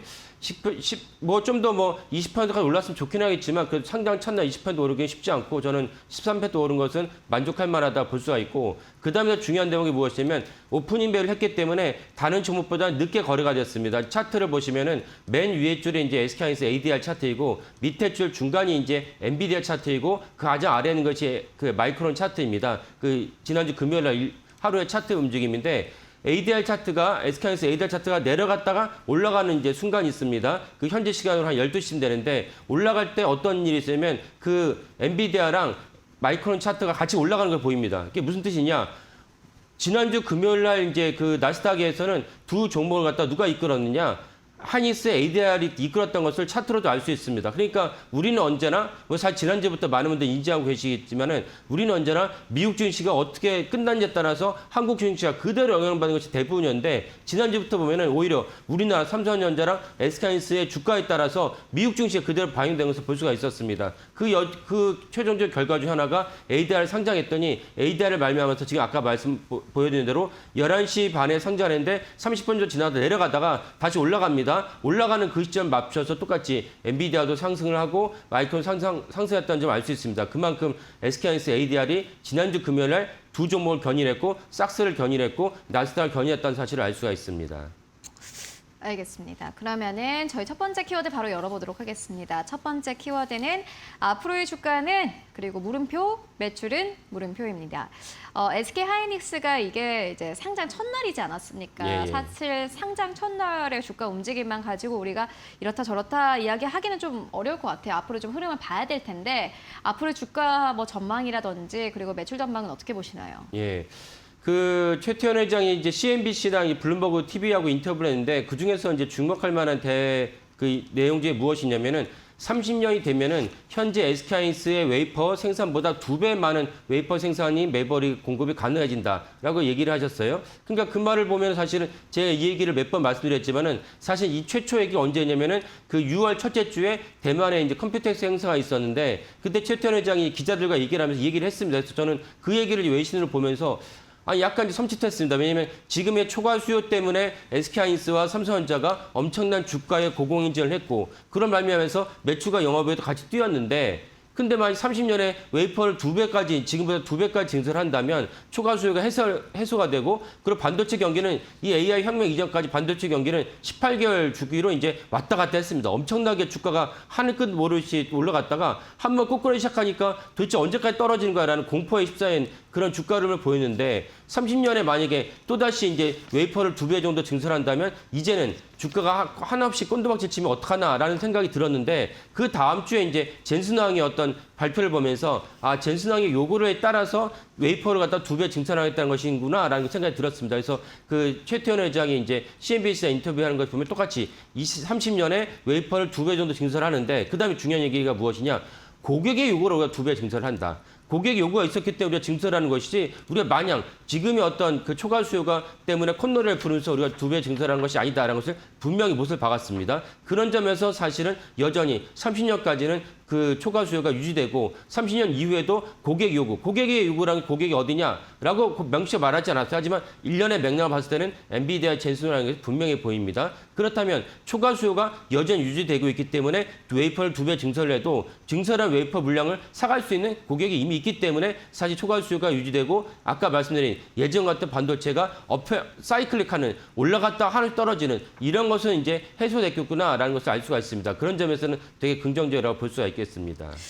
이게 이제 보니까는 광노정 대표도 보니까 로이터 통신이랑 인터뷰를 했더라고요. 여기서는 어떤 내용이 나왔습니까? 예. 광노정 대표도 로이터랑 인터뷰를 했는데 거기서는 또 우리가 주목한 내용은 무엇이냐면 광노정 대표가 초과 수요를 말미암아서 공급 부족이 영어에서 쇼티지라고 표현되어 있지만 공급 부족이 사실은 지금도 공급 부족이 상황이죠. 제가 작년부터 누누이 말씀드렸지만 심지어 D램 거지라는 신조어가 만들어질 정도로 서울에서 곳곳에서 판교에서 곳곳에서 D램 거지들이 돌아다니고 있다. 이 우스갯소리이길 수도 있지만 상당히 핵심적인 상황을 갖다 요약했다고 볼 수 있습니다. 이런 공급 대한 그 초과 수요가 광노정 대표가 무엇이라 설명하냐면 현재 공급 부족이 지금도 공급 부족이지만 27년이 되면 최악이 될 것이다. 그러면 사실은 무엇입니까? 우리는 이제 주가랑 이제 수익률 관점에서 이 발언을 살펴봐야 되니까 지금도 주가가 내려가진 않겠지만 27년도 내려가지 않겠다는 게 분명한 사실입니다. 그런 관점에서 사실 광노정 대표의 발언이 중요하고 지금 우리가 SK하이닉스가 주가가 출렁가로 내려갈 때 이것은 사실은 전체적인 기조가 꺾이는 것이 아니고 사실 일시적인 조정. 그 저는 이제 지난주에 말씀드렸지만 일시적인 조정 이렇게 가장 주범이 누구냐? SK하이닉스 ADR이라는 것입니다. ADR이 엄청난 7배나 많은 수요가 몰리면서 그럼 기관 투자가들은 자기 갖고 있던 섹터를 갖다 팔아서 초과 수요에 청약 자금을 넣어야 되거든요. 우리나라랑 다르게 미국은 청약 자금을 반드시 입금을 시켜야 됩니다. 이래서 사실은 그 수급에 대한 문제가 꼬여가지고 지난주 메모리 전체적으로 안 좋았구나라는 사실을 알 수 있었습니다. 그러면 이제 스페이스X뿐만 아니라 SK하이닉스 ADR에서도 초과 수요 그 초과 청약에 대한 문제가 해소됐으니까 이제는 사실 주가가 올라갈 일만 남았다. ADR도 성공적으로 13% 안착을 했기 때문에 이 ADR도 오늘 증시에서도 SK하이닉스의 상승을 갖다가 기대해 볼 수 있겠습니다. 네, 그리고 러터닉 이 상무장관이 보니까 삼성전자나 SK하이닉스 모두에게 약간 자국의 생산을 좀 시설을 지어라 이렇게 압박을 했더라고요. 이건 어떻게 보세요? 예. 그러니까 우리가 광주 반도체 800조 얘기가 또 지난주 한 주에 또 회자됐던 중요한 어떤 사건이었는데 이 얘기를 당연히 러터닉 상무장도 들었죠. 그러니까 이제 거기다 800조짜리 반도체 짓지 말고 우리 미국에다 지어다오라고 얘기를 했습니다. 그러니까 이 질문이 이제 그러니까 최태원 회장의 아까 말씀드린 이제 방송사 인터뷰에 나왔습니다. 했더니 최태원 회장이 뭐라고 답변했냐면 전기도 있고 부지도 있고 물도 있으면 우리가 안 갈 이유가 없다라고 얘기했어요. 이거 원론적인 답변인 것이죠. 원론적인 답변인 거고 사실은 그 호남 반도체, 광주 반도체 800조에 대한 청와대 발표할 때도 똑같은 질문이 나왔을 때 이재용 회장과는 약간 톤다운하면서 최태원 회장이 이런 것들이 물, 전기, 인재가 다 있어야 돼. 이런 것들이 충분히 이제 될 거라고 기대를 한다. 그러니까 기대가 충족하지 않으면 안 갈 수도 있다는 얘기를 갖고 있는 것이죠. 그런 맥락에서 똑같이 이제 최태원 회장이 러터닉 상무장관 요구에 대해서 너네가 물, 반도체, 인재를 갖다가 충분히 다 공급해 준다면 인재라는 것은 무엇입니까? 사실은 미국의 유수의 인재를 갖다 끌어모을 수도 있지만 지난번에 작년에 이제 9월 달에 있었던 그 조지아 공장, 현대차 공장에 있었던 그 비자 문제로 해서 많은 사람들이 구금당하지 않았습니까? 이런 것들을 사실 미국이 해소하지 않으면 해결해 주지 않으면 갈 수 없다. 이런 것을 말한 것입니다. 그러니까 그걸 원론적인 답변을 갖다가 최태원 회장이 했고 이것은 사실은 우리나라에도 그대로 이제 영향을 끼쳤다라고 볼 수가 있고 우리나라도 지금 이제 뉴스를 보신 분도 아시겠지만 광주 반도체 800조는 고사하고 용인산단도 제대로 지금 가고 있지 않습니다. 그래서 용인산단이 제대로 가기 위해서 중앙정부와 경기도 또 성남시를 비롯한 이쪽에서 일목요연하게 일사불란하게 움직여야 된다라고 말씀드리겠습니다. 네, 알겠습니다. 첫 번째 기사 좀 정리해보고 가도록 하겠습니다. 로이터 통신의 보도 가지고 왔고요. SK하이닉스의 주식회탁증서 ADR 상장에 대해서 성공적이었다라는 평가 나오고 있고 그리고 이게 결국에는 주가가 계속해서 가기 위해서는 초과 수요가 확인이 돼야 될 텐데 SK하이닉스 관련자들이 나와서 계속해서 인터뷰를 하고 있는 상황입니다. 초과 수요는 이어질 것이다라는 이 인터뷰 내용을 함께 짚고 왔고요. 관련된 뉴스는 계속해서 따라가 보도록 하겠습니다. 이어서 두 번째 뉴스로 옮겨가 보도록 하겠습니다. 두 번째 뉴스 어디서 가져오셨어요? 예, 두 번째 뉴스는 역시 SK하이닉스 ADR과 관련된 뉴스라 볼 수 있는데 그 SK하이닉스 ADR이 성공적으로 상장을 하니까 블룸버그에서 뭐라고 보도했냐면 그렇다면 똑같은 상황이 있고 경쟁사인 삼성전자도 ADR 상장을 갖다가 고려할 수 있는 계기가 될 것이다 라고 이제 발언을 했습니다. 그 말은 결국 당연히 누가 생각해도 아니 삼성전자보다 더 밑에 있던 기업을 생각하는 SK하이닉스가 ADR을 성공적으로 상장했는데 삼성전자는 왜 ADR 상장하지 않지? 라는 질문을 할 수 있지 않습니까? 이 부분을 좀 자세히 다뤄보도록 하겠습니다. 네, 알겠습니다. 요거를 좀 이야기를 해볼 텐데 그러면은 저희 첫 번째 키워드부터 바로 열어보도록 하겠습니다. 첫 번째 키워드는 나스닥의 이제 사장이 여기 인터뷰에서 이렇게 이야기를 했어요. 삼성전자 미국 상장 가능성에는 언급을 자제하겠다라고 나스닥의 사장이 직접 나와서 블룸버그와 인터뷰에서 밝혔는데 이 내용에는 어떤 내용이 담겨져 있습니까? 예, 당연히 하이닉스가 성공적 ADR 상장을 했으니까 삼성전자도 고려할 수 있잖아요. 삼성전자뿐만 아니라 해외에 있는 유수한 기업들, 해외 알짜 기업들이 미국에 상장하면 좋겠다라는 맥락에서 이제 나스닥 회장과 블룸버그 사이에 인터뷰가 있었습니다. 그러니까 나스닥 CEO 입장에서는 당연히 알짜배기 기업들이 나스닥에 많이 상장한다면 나스닥 자체가 더 커지니까 당연히 상장 유도할 수밖에 없습니다. 이런 맥락에서 원론적으로도 삼성전자가 가장 강력하게 떠오르는 추가로 ADR 상장할 수 있는 기업이라고 여겨지는데 근데 이 부분에 대해서는 이제 아까 말씀드렸다시피 그리고 중간에 사실은 이 부분에서 질문이 있었습니다. 삼성전자에게. 삼성전자는 우리는 검토하고 있지 않다라고 분명하게 못을 박았습니다. 못을 박았지만 하지만 이제 다른 여러 가지 상황 그리고 SK하이닉스가 엄청나게 이제 성공을 했고 그리고 사실은 인센티브의 논란도 원래 누가 먼저 이걸 갖다 촉발시켰습니까? SK하이닉스죠. SK하이닉스가 영업이익의 10%를 갖다가 정직원에 나눠주겠다 하니까 여기에 영향을 받은 삼성전자 역시 파업에 직접까지 가다 결국은 메모리 사업부로 국한하게 됐지만 메모리 사업부에도 여기 인센티브를 나눠주기로 하지 않았습니까? 무슨 말씀 드리냐? 지금 현재로서는 이제 ADR 상장에 대해서 삼성전자는 우리는 검토하고 있지 않다라고 말을 했지만 ADR을 말미암아서 SK하이닉스 주가가 쭉쭉 뻗어간다면 이 부분을 당연히 영향을 받을 수밖에 없습니다. 그래서 이 부분에 대해서도 삼성전자 ADR 상장에 대해서 삼성전자가 여기에 대해서 예전과는 다르게 뭔가 좀 움직임이 있지 않을까라고 이제 전망을 합니다. 네, 뭔가 삼성전자가 SK하이닉스 따라서 ADR을 고려를 하고 있지 않을까 하는 대표님의 개인적인 또 추측을 이야기를 해주셨는데 SK하이닉스가 어쨌든 간에 ADR 상장을 했고 그러면 삼성전자도 역시나 마찬가지로 좀 고려를 해볼 법하다라는 생각이 들거든요. 다만 이게 왜 고려가 될까요? 이게 아직까지는 꺼려하는 이유가 있을까요? 예. 꺼리는 이유는 크게 몇 가지가 있는데 그중 하나는 무엇이 결국 ADR 상장이라는 건 상장입니다. 그럼 미국 SEC에서 이제 심사를 받아야 하는데 심사를 할 때 가장 중요한 요소 중 하나가 뭐냐면 해당 기업의 거버넌스가 투명하냐, 해당 기업의 거버넌스가 미국의 상장사 기준에서 납득하고 합리적이냐라는 것을 관점에서 심사를 하게 됩니다. 근데 상대적으로 SK하이닉스는 거버넌스가 깔끔합니다. 왜냐하면 SK하이닉스의 최대 주주인 SK스퀘어가 있는데 SK그룹 전체를 얽히지 않고 SK스퀘어랑 SK하이닉스의 관계만 살펴보면 되기 때문에 깔끔했는데 상대적으로 삼성전자는 깔끔하지 않습니다. 그 순환 출자는 이제 해소가 됐지만은 깔끔하지 않은 가장 강력한 이유가 무엇이냐? 우리나라는 금산분리라는 원칙이 있습니다. 우리나라가 재벌만 가진 독특한 어떤 그 구조에 따라서 금융기관이 제조업을 갖다가 보유하는 것이 미국이나 유럽에는 없지만 우리나라는 독특하게 있습니다. 그러다 보니까 금산분리를 강력하게 이제 그 천명이 되는데 반영되는데 아시다시피 삼성전자 최대주는 이지영 회장 일가가 최대주가 아니고 삼성생명의 최대주주입니다. 아직도 한 8.5%도 갖고 있죠. 그러다 보니까 왜 금융기관이 제조업 우리나라 최고의 제조업이라 할 수 있는 최대의 제조업에는 삼성전자의 최대주가 됐냐 삼성생명이 이 점에 있어서는 사실은 뭔가 해소되지 않으면은 SEC가 뭔가 문제를 삼을 수 있다. 왜냐하면 국내에서도 사실은 지금 정부 이재명 정부는 금산분리의 확고한 원칙을 갖고 있는 민주당 정부이지만은 국힘은 사실 그렇지 않습니다. 하지만 그렇다 할지라도 뭐 법으로는 이제 금산분리에 대한 원칙이 천명돼 있어서 금융기관이 제조업에 대해서 10% 이상 지분을 갖지 못하도록 돼 있기 때문에 삼성생명과 삼성화재가 삼성전자의 지분을 10% 이상 넘을 때가 있습니다. 언제 넘느냐?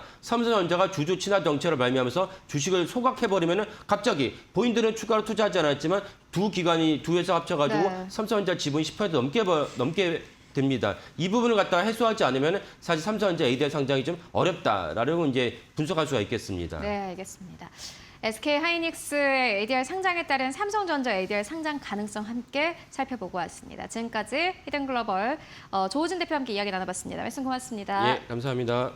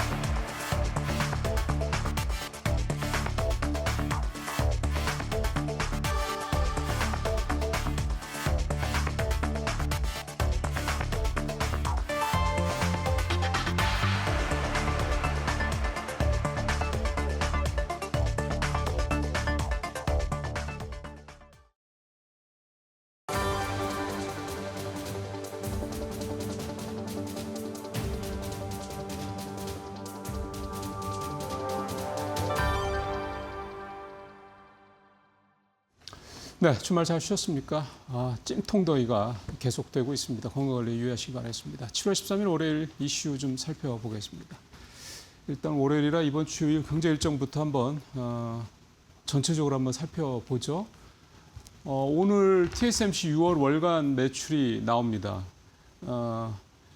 이거는 약간 이제 삼성전자 그 분기 초에 그 잠정 실적 발표하는 정도, 그러니까 대략 큰 숫자만 이제 나오는 거죠. 그래서 이게 나오는데 밑에서 보시면은 여기 있죠? 예, 여기 16일 날 2분기 실적 발표가 있기 때문에 사실 며칠 차이가 안 나기 때문에 이때 이제 TSMC의 이제 제대로 된 실적, 뭐 영업이익 증가, 매출의 증가, 그다음에 영업이익률, OP 마진이죠. 요거의 증가 등등등 그런 세부적인 내용들이 좀 나올 것 같고, 근데 이제 우리 쪽이랑 조금 다릅니다. TSMC는 잘 아시고 파운드리 회사이기 때문에 메모리나 D램 쪽 이쪽이 아니고 이제 기본적으로 주문형 이제 반도체를 이제 생산을 해주는 게 파운드리 아니겠습니까? 그렇기 때문에 사실 TSMC의 실적의 전반과 삼성 SK하이닉스 우리 이제 반도체 쪽의 실적의 이 구조가 똑같다고 이렇게 보시면 안 되고, 다만 여기서는 이제 엔비디아와 관련된 엔비디아 향 그런 GPU 관련된 매출, 그러니까 AI 칩 관련된 매출 이런 부분들, 이런 것들이 여전히 계속해서 성장하는 이런 부분들을 보는 게 중요하다고 보시면 될 것 같고요. 내일이죠. 미국의 CPI, 이게 사실은 이번 주에 시장에 굉장히 중요한 이슈가 되겠고, 잠시 후에 좀 자세히 말씀드리겠고요. 특히 이제 워시 의장의 청문회와 연결이 되기 때문에 이게 먼저 나오고 그다음에 워시 의장 청문회 이제 얘기가 나오기 때문에요. 청문회 참석한 내용이 당연히 미국의 6월 CPI 요 내용을 담고 있을 수밖에 없습니다. 의원들이 물어보는 것도 역시 인플레와 관련된 얘기들을 집중적으로 물어볼 게 뻔하기 때문에 AI 얘기도 좀 얘기를 하겠습니다만, 그래서 이 부분이 상당히 좀 이번 주 초반에 전체적인 시장 분위기를 결정을 하는 굉장히 중요한 변수가 될 수 있다, 이렇게 얘기들이 좀 나오고 있고요. 또 화요일 날은 중요한 게 미국의 또 2분기 실적 시즌이 이제 시작이 된다라는 겁니다. JP모건, 뱅크 오브 아메리카, 골드만삭스, 웰스파고, 시티그룹, 항상 잘 아시는 것처럼 금융주들이 먼저 실적 발표를 하죠. 그래서 이번 주 화요일 날 대부분 또 이 금융주들은 개장 전에 발표들을 합니다. 산업 쪽에 있는 기업들은 주로 장마감 후에 발표를 하고요. 여전히 좋은 실적 예상이 좀 되고 있긴 합니다만 어쨌든 그렇고요. 7월 15일 날에는 거시 지표들 중요한 것들이 잇따라 나옵니다. 중국은 GDP 성장률이 나오고, 유로존은 산업 생산이 나오고, 미국의 6월 PPI도 나오고, 뉴욕 연은 지수도 나오고, 기대 인플레 같은 것들이 이제 얘기 나오겠죠. 그다음에 연준 베이지북도 나오고, 그다음에 우리 쪽과 연결해 봤을 때는 ASM의 실적이 나온다는 거, 이것도 되게 좀 눈여겨 좀 봐야 될 거죠. 일단 기본적으로 EUB 노광장비가 지금 온 사방에서 달라고 한다고 하니까 대당 1조 원 이렇게 가격이 되는 그런 장비니까요. 그다음에 이제 모건 스탠리 추가로 있고, 블랙록도 나오고요. 계속 이제 금융주들 실적 발표들이 좀 줄을 잇고요. 그다음에 이제 7월 16일 날 미국의 소매 판매 필라델피아 연은 지수, 그다음에 이제 우리 금통이 있습니다. 금통위 얘기도 잠시 후에 조금 PPI 얘기할 때, CPI 얘기할 때 좀 말씀을 드리는데, 잘 아시는 것이 이번 금통위에서는 0.25%포인트 금리 인상이 유력시 되고 있다. 지난주에 신현석 총재가 또 한 번 얘기하더군요. 금리 인상 불가피하다라는 톤으로 얘기를 또 했기 때문에 이제 시장에서는 그리고 이미 다 반영돼 있습니다. 근데 이제 아마 이번 주에 발표할 때 이제 향후 가이던스가 이제 어떻게 나오냐, 이제 그게 중요한 거겠죠. 얼마를 더 올릴 것 같은 그런 뉘앙스. 아마 기자들은 그런 질문을 집중을 할 거고. 그 다음에 금요일 날 미국의 산업 생산, 소비자 심리 지수 나오고, 우리나라는 아시는 것처럼 이제 제헌적 휴가입니다. 그래서 휴장을 하게 되고요. 자, 이렇게 전체적으로 실적 발표가 본격적으로 시작되는 걸 비롯해서 거시 쪽으로, 매크로 쪽으로도 상당히 중요한 지표들이 여러 개가 발표가 된다. 크게 보면 미국의 CPI, PPI, 즉 미국의 인플레 관련된 지표들이 나온다. 케빈 워시 청문회에서 케빈 워시가 또 어떤 얘기를 할지 이것도 상당히 좀 중요하게 좀 봐야 되겠고요. 근데 우리나라에서는 이제 금통위가 있다. 그다음에 TSMC, ASML 같은 이런 반도체 관련주들의 이제 AI 관련주들의 이제 실적이 시작이 된다. 이렇게 이번 주 전체적으로 큰 그림을 봤을 때는 굉장히 좀 중요한 한 주가 될 것 같고요. 잘 아시는 것처럼 지난주에 정말 그 주 초반, 주 중반까지는 너무 많은 이제 피로감을 느끼게 하는 정말 사람들의 멘탈을 쥐어 흔드는 그런 변동성 높은 장이 계속되다가 주 후반 들어서 조금 안정돼가는 모습들이 좀 나타났는데요. 이게 항상 문제가 뭐냐면 이렇게 앞에서 흔들어 놓고 뒤에서 좀 안정이 된다고 했을 때 그러면 그 다음에 계속해서 이게 흔들릴 것이냐 다시 아니면 계속해서 안정세를 되찾아갈 것이냐 이제 이것들에 대한 뭔가 불확실성이 커지다 보니까 굉장히 그 다음 주를 기대하는 지난 주말이 상당히 좀 이렇게 편치 않게 보내셨던 분들도 많지 않을까 생각이 좀 듭니다. 게다가 이번 주에는 좀 앞서 말씀드린 이런 좀 중요한 지표들, 그다음에 실적 시즌, 뭐 심지어 한국은 이제 금통위까지 있고 하니까요. 이런 여러 가지 중요한 어떤 그 일정들이 좀 있다라는 것 때문에 이번 주도 시장의 변동성 여부와 또 뭐 관계가 당연히 있겠지만 이번 주도 상당히 좀 편치 않은 굉장히 긴장감이 높은 텐션이 높은 한 주가 될 것 같다는 얘기가 되겠고 또 주 초반에는 잘 아시는 것처럼 주말에 또 호르무즈 해협 관련돼서 이란이 또 폐쇄하겠다 이렇게 들고 나오지 않았습니까? 물론 지금 이란 상황이 유가라든가 미국의 국채금리라든가 또는 글로벌 증시라든가 미치는 영향이 예전같이 큰 건 아니긴 합니다만 그럼에도 불구하고 또 하여간 골치 아픈 이 문제가 시장에 좀 뭔가 좀 안정이 되려고 하는 시장을 자꾸 이렇게 옆에서 흔드는 그런 기제가 좀 되고 있기 때문에 그런 부분들도 주 초반에는 좀 긴장감을 높이는 또 하나의 이슈가 되지 않겠냐 생각이 좀 들고요. 뭐 잠시 후에 말씀드리겠습니다만 이런 부분들과 지난주 10일 날 SK하이닉스의 ADR 상장의 어떤 성공적인 대비 이 부분 이런 것들이 또 시장에 또 특히 우리 시장에 가장 강력한 영향을 미치는 반도체 쪽에 어떤 영향을 미칠지 이런 부분들이 좀 힘겨루기를 주 초반에 상당히 좀 강하게 할 그런 한 주가 될 것으로 예상이 좀 됩니다. 자, 다음 거로 좀 넘어가서 이번 주에 좀 핵심적으로 좀 찾아야 될 관전 포인트를 좀 몇 가지 살펴보죠. 첫 번째 이제 2분기 어닝 시즌입니다. 전체적으로 굉장히 기대치가 좀 높습니다. 그리고 전망도 좋고요. 일단 S&P 500 미국 시장 기준으로 S&P 500 2분기 EPS가 전년 대비 23.6% 성장할 것으로 예상이 되고 있습니다. 제일 좋은 게 직전의 전망치보다 더 상향되느냐 이제 그 부분이지 않습니까? 근데 직전인 3월 말 전망치가 18.8% 성장할 것으로 봤던 것보다 거의 5%포인트나 또 상향 조정이 됐다라는 거. 그만큼 뭐 여러 가지 뭐 말들도 많고 이란 전쟁이 어떻고 뭐 인플레가 어떻고 뭐 국채금리 어떻고 뭐 하는데 금리 인상이 뭐 어떻게 되네 마네 이런 얘기들 사실 여러 가지로 사실 눈에 보이는 환경들이 상당히 좀 불편한 게 사실임에도 불구하고 미국 기업들은 견고한 성장세를 유지하고 있다. 이제 이 말씀이 좀 되겠습니다. 만약 이렇게 된다고 그러면 만약 이렇게 앞서 말씀드린 23.6% 성장을 한다고 그러면 S&P 500은 2분기 연속 20%당의 굉장히 고성장을 지속해 나가는 보기 드문 사례가 될 수 있다라는 거고 연준의 금리 인상 이런 부분들과 아주 큰 기업들의 이익 성장에 굉장히 큰 변수가 되는 이런 어떤 매크로 상황이 크게 이렇게 과도하게 시장을 이렇게 억누르지만 않는다면 이른바 골디락스죠. 시장에서 제일 좋아하는 그런 기업들은 계속 성장하고 때문에 그냥 국가 경제도 성장을 하고 그러면서도 뭐 금리는 뭐 아주 높지는 않은 상태를 유지를 하고 등등등 뭐 이런 상황이 유지가 되는 게 아니냐라는 그런 기대감을 좀 낳을 법한 그런 내용이 될 것 같고요.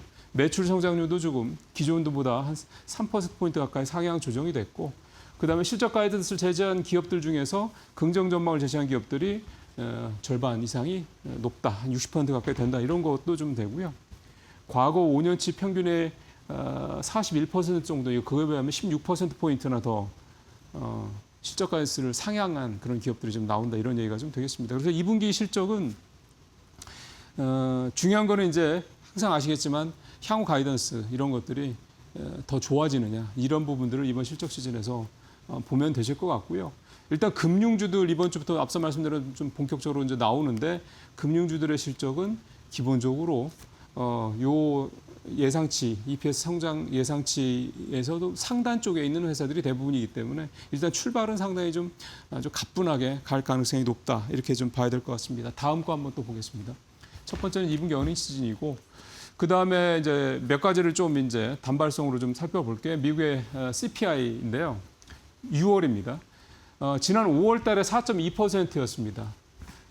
그래서 사실은 이 시장 예상치에 부합은 해서 시장에 미치는 영향은 제한적이긴 했는데 부담스러웠던 게 이 4자가 찍혔던 거예요. 이 앞에 헤드라인이 4자가 찍혔던 게 상당히 부담스러운 거였는데요. 국제유가가 어쨌든 이러한 전쟁이 좀 이제 협의 단계로 들어가면서 일단 포성이 멈추면서 유가가 지금 60달러대 후반, 70달러대 지금 다시 뭐 이러한 상황이 조금 안 좋아지면 70달러대 초반까지 올라가긴 했습니다. 그래도 그때 90달러대 뭐 100달러 사이 했다 보다 훨씬 떨어졌죠. 그러다 보니까 4자 안으로 그러니까 3%, 3자로 이렇게 바뀔 가능성이 높다 이렇게 좀 현재 전망이 되고 있습니다. 그래서 이 전망대로 나온다 그러면 일단 유가 상승발, 국제유가 상승발, 인플레의 어떤 상승 압박 이 부분은 조금 부담을 좀 줄일 수 있지 않을까 그런 기대감을 좀 갖게 좀 되고요. 그다음에 두 번째 살펴볼 이슈는 하나는 금통이죠. 앞서 말씀드린 현재 2.5%인데 기준금리가 이거를 2.75%까지 0.25%포인트 인상할 전망 일단 거의 확실하고 가장 중요한 거는 신현성 총재 입에서 향후에 지금 시장에서는 거의 한 3번 정도 올리는 거가 시장금리에 반영이 돼 있다 이렇게 얘기가 좀 나오거든요. 그러니까 이제 그런 부분들에 대해서 그걸 이제 신현성 총재가 코멘트를 명확하게 할지는 모르겠습니다만 만약 그런 식으로 좀 뭔가 더 앞으로 올려야 되는 게 불가피하다 이런 식으로 얘기가 나오는데 지금까지 분위기는 더 상당히 매파적이긴 한데 그런 얘기가 나온다 그러면 조금 부담스러운 상황이 될 수도 있겠다 이렇게 좀 볼 수도 있겠습니다.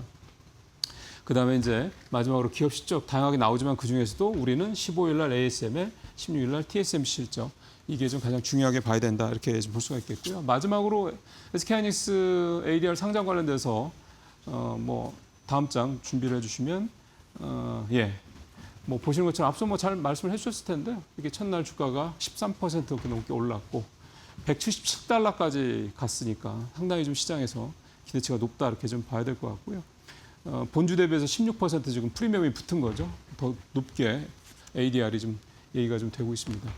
여기서 이제 최태원 SK 회장이 거기서 CNBC하고 인터뷰도 하고 다양한 기자들도 만나서 기자간담회도 했던 게 있었는데 뭐 여러 가지 얘기가 뭐 나왔는데요. 저는 두 가지 포인트를 좀 봤습니다. 첫 번째는 메모리 에서 서비스 보통 MAS라고 하죠. 옛날에 SaaS라고 많이 들어보셨을 겁니다. 소프트웨어에서 서비스. 그러니까 이 소프트웨어를 정기 구독형으로 계속해서 가져가는 그런 비즈니스 모델인 거죠. 그러니까 이 반도체도 그렇게 유료 구독, 그러니까 정기 구독형 모델로 가져가겠다라는 얘기를 했다라는 거. 이렇게 되면 지금 그게 DRAM과 뭐 낸드 플래시 같은 걸 텐데 이제 뭐 소캠이라든가 PIM이라고 그래서 연산을 직접 메모리 내에서 하는 그런 어떤 반도체라든가 그다음에 뭐 HBF 나중에 나올 뭐 이런 것까지 이렇게 맞춤형 어떤 반도체 비즈니스 모델로 좀 SK 하이닉스가 가져가겠다 이런 얘기를 하고 있다는 걸 좀 의미심장하게 좀 봐야 될 것 같습니다. 하이닉스가 이렇게 한다고 그러면 당연히 삼성전자나 뭐 마이크론도 할 가능성이 높고요. 결국 이게 어떻게 보면 이제 TSMC 모델처럼 반도체 회사들 특히 이제 이 메모리 중심의 회사들이 굉장히 좀 안정적인 어떤 그런 비즈니스 모델을 확보하는 그런 계기가 될 수 있기 때문에 상당히 좀 중요한 의미가 있다고 봐야 될 것 같고 이거를 추진하겠다는 거고요. 두 번째는 액면 분할 얘기를 직접 했습니다. 그래서 액면 분할을 하게 되는 뭐 이유가 여러 가지가 있겠습니다만 이번에 ADR이 10분의 1이지 않습니까? 본주와. 그러니까 그런 부분들 때문에 좀 시장에서 이런저런 혼란이 있을 수도 있으니 금액도 좀 금액입니다만 주가도 주가입니다만 아예 10분의 1 딱 본주를 액면 분할하면 이제 ADR랑 가격이 이제 1대1이 딱 되는 거니까 뭐 그런 부분도 감안한 게 아닌가 생각이 좀 듭니다. 네. 어쨌든 우리나라 반도체 회사가 미국 ADR 상장을 해서 이제 제값을 받을 수 있는 계기가 마련이 됐다. 이런 큰 의미가 있다는 생각이 좀 듭니다. 마치겠습니다.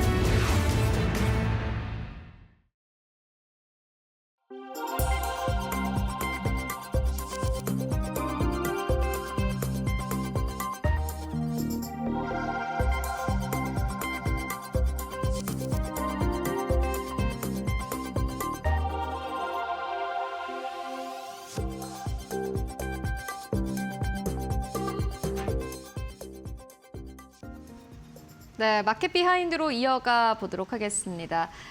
지난주 금요일에 이제 우리 증시가 마감되고 난 이후에 미국 증시가 열렸고 여기서 SK 하이닉스가 화려하게 ADR 상장을 했습니다. 12% 넘게 급등하면서 거래 마감했고요. 다만 이 급등을 좀 어떻게 볼 것인가에 대해서는 좀 분석이 필요해 보입니다. 그래서 모셨습니다. 한반도의 박준영 대표와 함께 이야기 나눠보도록 하겠습니다. 안녕하십니까, 대표님. 네, 안녕하세요. 대표님, 지난주 금요일에 SK 하이닉스 ADR 상장 어떻게 보셨어요? 네, 저도 잠 못 이루고 봤습니다. 어쨌든 공모가 대비 7배 정도 사람이 몰렸고, 네. 그다음에 이제 실제로 16% 정도 방금 나왔지만 네. 올라가지 않았습니까? 일단은 관심은 많겠다, 네, 기대가 된다 정도 있을 것 같고, 뭐 이 현상, 이거 뭐 아시겠지만 투자하시는 분께서는 지금 굉장히 이제 흔들리는 시기가 될 맞아요. 겁니다. 그다음 게다가 이제 오늘 10시 반에 일단 우리가 살 수는 있어요. 근데 이제 제대로 된 거래는 15일부터 네. 가능하기 때문에 그것도 네. 이제 염두에 두시면 좋을 텐데 어쨌든 뭐 역사적인 상황인 것 같긴 합니다. 그다음에 그 정도로 이제 그다음 두 번째로는 우리나라 반도체 시장을 다시 볼 수 있을 것인가에 대한 특히 크게 보자면 메모리를 어떻게 볼 거에 대한 업계들의 생각도 좀 이렇게 기술적으로는 볼 수 있었는데 네. 투자하신 분들이 어떻게 바뀔까 이런 것들도 우리가 한번 봐야 될 필요가 있을 것 같습니다. 그러면은 네. 나스닥이 SK 하이닉스가 말 그대로 성공적으로 데뷔했다 이렇게 보시는 걸까요? 네, 저 성공적으로 생각합니다. 예, 일단 뭐 공모자금 굉장히 컸던 것 같고요. 그다음에 뭐 당장도 뭐 저기 최태라장 같은 경우도 많이 몰리다 보니까 액면 분할까지 검토하겠다 네, 맞아요. 뭐 이런 것까지 얘기 나왔기 때문에 전 나쁘지 않다 생각한다고 뭐 그게 알겠습니다. 가장 좋은 것 같습니다. 네. 그 말씀. 네. 일단은 뭐 한마디로 결론부터 내어 가자면은 SK 하이닉스의 ADR 상장이 대표님이 보시기에는 나쁘지 않았다 이렇게 보시는 것 같고요.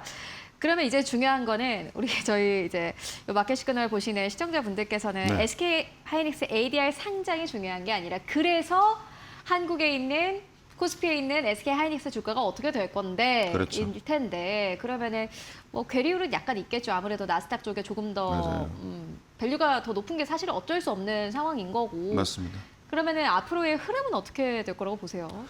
말씀드렸다시피 지금 한 7월 정도까지는 계속적으로 아마도 ADR에 대한 좀 프리미엄이 좀 있을 정도는 있을 것 같아요. 네. 당연히 말씀하셨다시피 달러 패권 같은 것들이 여전히 있기 네. 마련이고 자금 자체가 쉽게 유동할 수 있기 때문에 한국의 하이닉스에 넣었던 외국 자본들의 어떤 변경점이 발생할 수 있겠다. 이것도 하나 있을 것이지만 지금 또 중요한 게 우리가 지난 스페이스X부터 하이닉스의 상장까지 포함해가지고 자금들이 너무 뭉쳤다 크게 흔들리고 있거든요. 이 현재 7배에 있었던 공모 자금들이 나머지 말하자면 6배가 나와 있지 않습니까? 네. 요것들이 또 수급 측면의 변화도 있을 수도 있어요.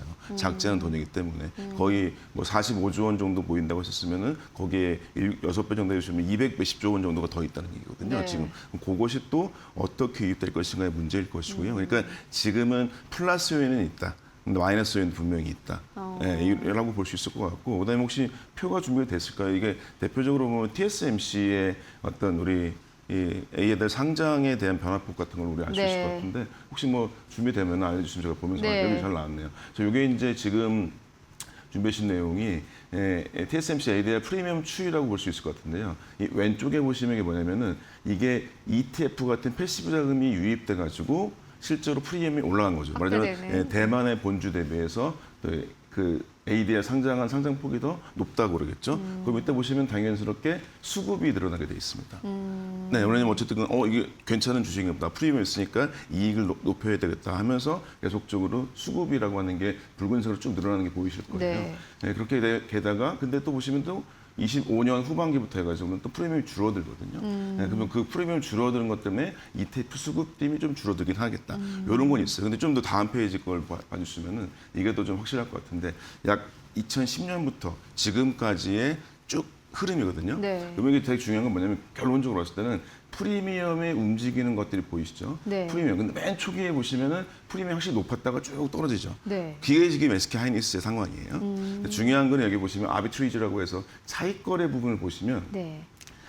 얘네들이 프리미엄이라고 하는 것들이 일정 정도 발생하게 되면은 차익거래가 확 늘어난다. 근데 거기서 중요한 거는 그 늘어나는 확률은 왜 늘어나냐면 프리미엄이 줄어들기 때문에 늘어납니다. 왜냐하면 아비트리지라고 하는 게 A하고 B가 같은 주식 가치인 건데 해외와 대만 본주가 차이가 없을 때 아주 작으니까 그걸 가지고 하는 게 아비트레이지 않습니까? 네. 그렇기 때문에 프리미엄이 줄어들게 되면은 차익 거래의 비율은 굉장히 늘어납니다. 말하자면 이거는 유동성이 굉장히 거래의 양이 되게 늘어난다는 얘기겠죠. 그러다가 쭉 가시다가 보면은 2022년 정도부터 후반기로 보면은 이때 갑자기 프리미엄이 확 늘었어요. 요거는 너무 늘어버리면 차익 거래 못 합니다.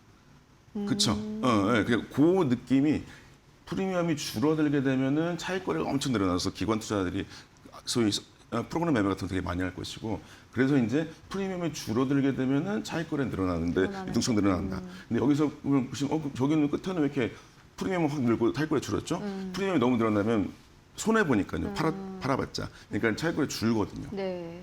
이건 보시면 될 것 같고. 근데 지금은 왜 저 24년 후반부터 늘었냐? 이게 바로 소위 얘기해서 이 AI 인공지능 시대에 기업 가치의 상승폭이라고 하는 게 프리미엄이 있다고 보실 수 있을 것 같아요. 근데 여기서 그러면 우리나라랑 대만 차이는 좀 보셔야 될 것 같습니다. 네. 프리미엄 차이가 왜 크게 차이 나냐?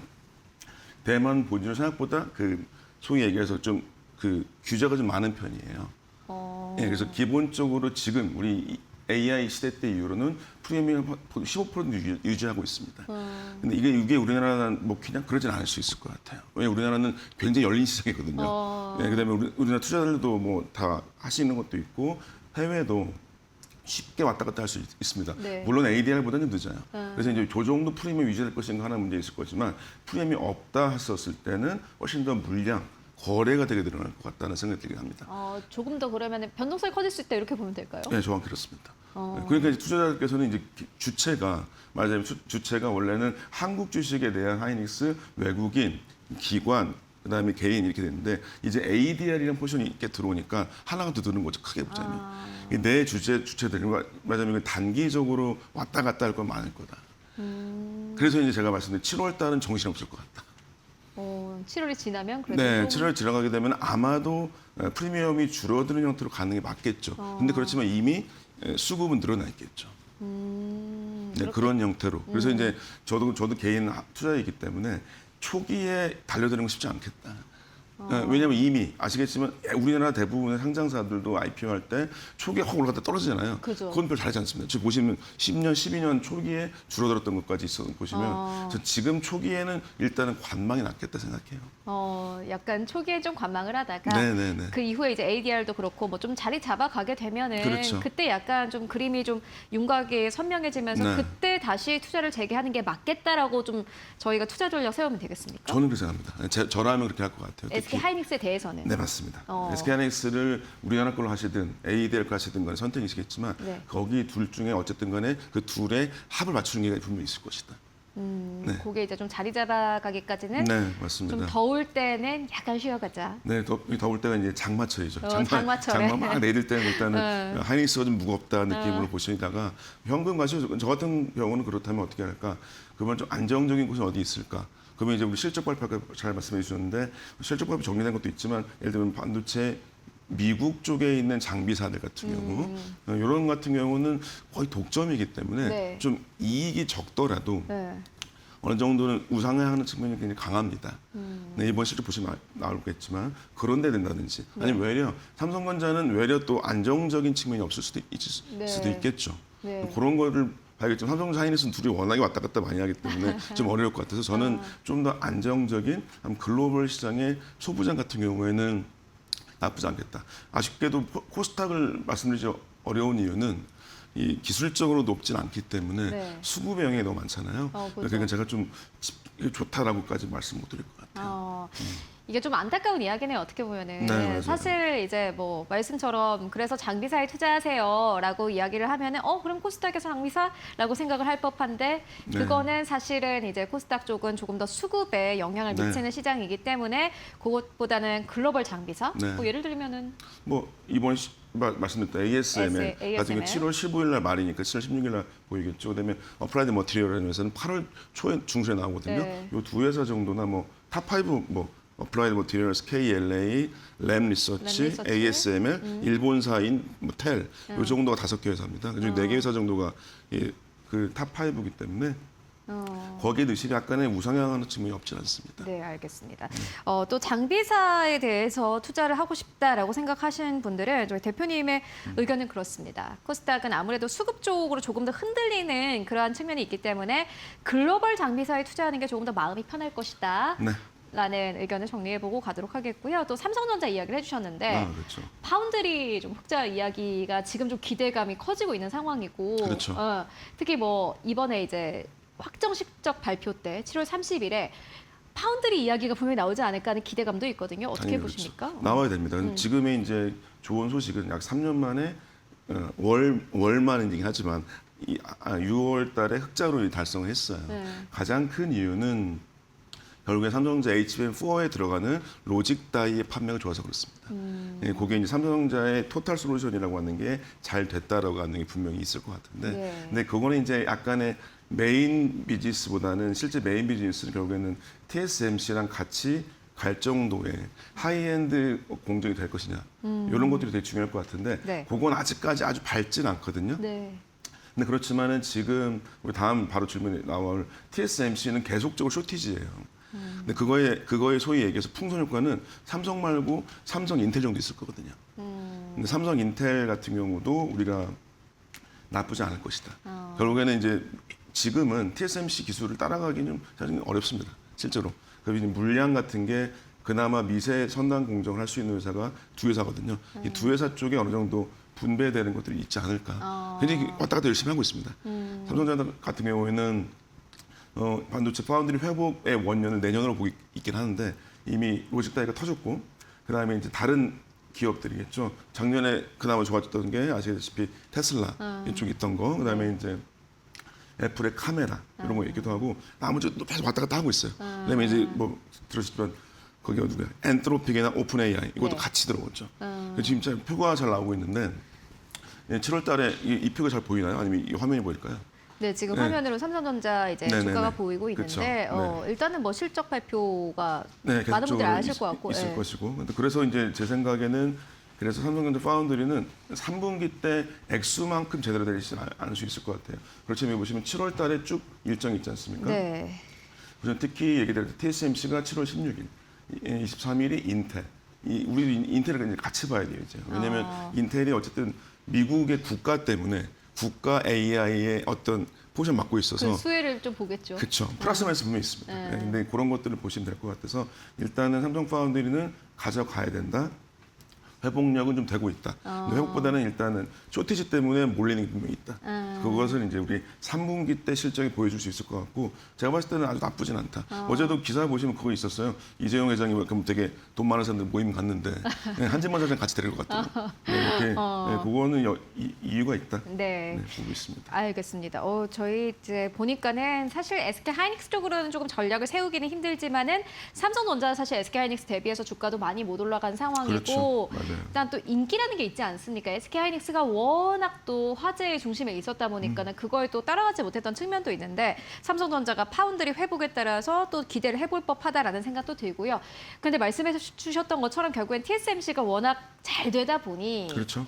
거기에 이제 어떻게 보면 수혜를 받는 거지 않습니까? 그렇기 때문에 저희가 이제 TSMC의 실적을 좀 잘 봐야 될 것 같은데, 네. TSMC 실적을 잘 봐야 된다라는 게 좀 어렵긴 해요. 뭐 EPS 매출이 얼마나 상회를 하냐, 뭐 네. 가이던스가 얼마냐, 뭐 캐펙스 투자가 얼마냐, 이런 게 되게 많지 않습니까? 그렇죠. 어떤 부분을 좀 봐야 되겠습니까? 결국에는 이제 숫자를 보시면 좋을 겁니다. 그다음에 TSMC는 유일하게 반도체 제조사 중에서는 2019년부터 지금까지 월 단위로 여전히 영업이익이 50% 정도 되고요. YYO 기준으로 봤을 때는 항상 전분기 대비, 전년도 대비해서 항상 50%, 60%를 넘어가고 있어요. 이런 상황은 달라지지 않습니다, 실제로. 이건 우리가 뭐라 할 수 있냐? TSMC를 봤었을 때 우리가 지난주, 혹시 지난주 메타나 애플, 발로 아니면 이제 모건스탠리, JP 모건 발로 했을 때 뭐 메모리가 어떻냐, 뭐 수급이 피크다 이런 얘기했는데 수급이 제조가 피크다 아니라는 거거든요. 그 얘기를 아무도 할 겁니다. 우리 계속적으로 쇼티지고 우리 라인 확장할 거고요. 이런 얘기 보면 할 거예요. 그다음에 라인 확장 여부에서 되게 중요한 거는 결국에 이제 코오스라고 칩 웨이퍼 서브스트레이트라고 이게 뭐냐면 뭐 기술적인 용어보다는 하여튼 하이엔드 패키지입니다. 근데 이 패키지라고 하는 게 늘어나야 실제로 우리나라 반도체 시장에서 HBM 수급이 늘어나거든요. 그러니까 모든 AI 반도체, 최신 반도체는 여기가 안 만들면 아무것도 안 나와요. 그러니까 이 물량이 뭐 2023년부터 뭐 3만 장에다가 지금 월에 14만 장까지 늘어났거든요. 많이 늘어났는데 아직도 부족합니다. 근데 이게 이렇게 됐다. 그러면 이게 우리 늘릴 거야 하면 당연히 HBM 늘어납니다. 필요한 거. 두 번째로는 늘릴 거가 아니어도요. 네. 디테일하게 보자면 삼성전자는 좋아요. 왜요? 풍선 효과 때문에 파운드리 있으니까. 하이닉스는 뭐 비슷할 겁니다. 만약에 투자를 안 늘린다 할지라도 삼성전자는 플러스 될 겁니다.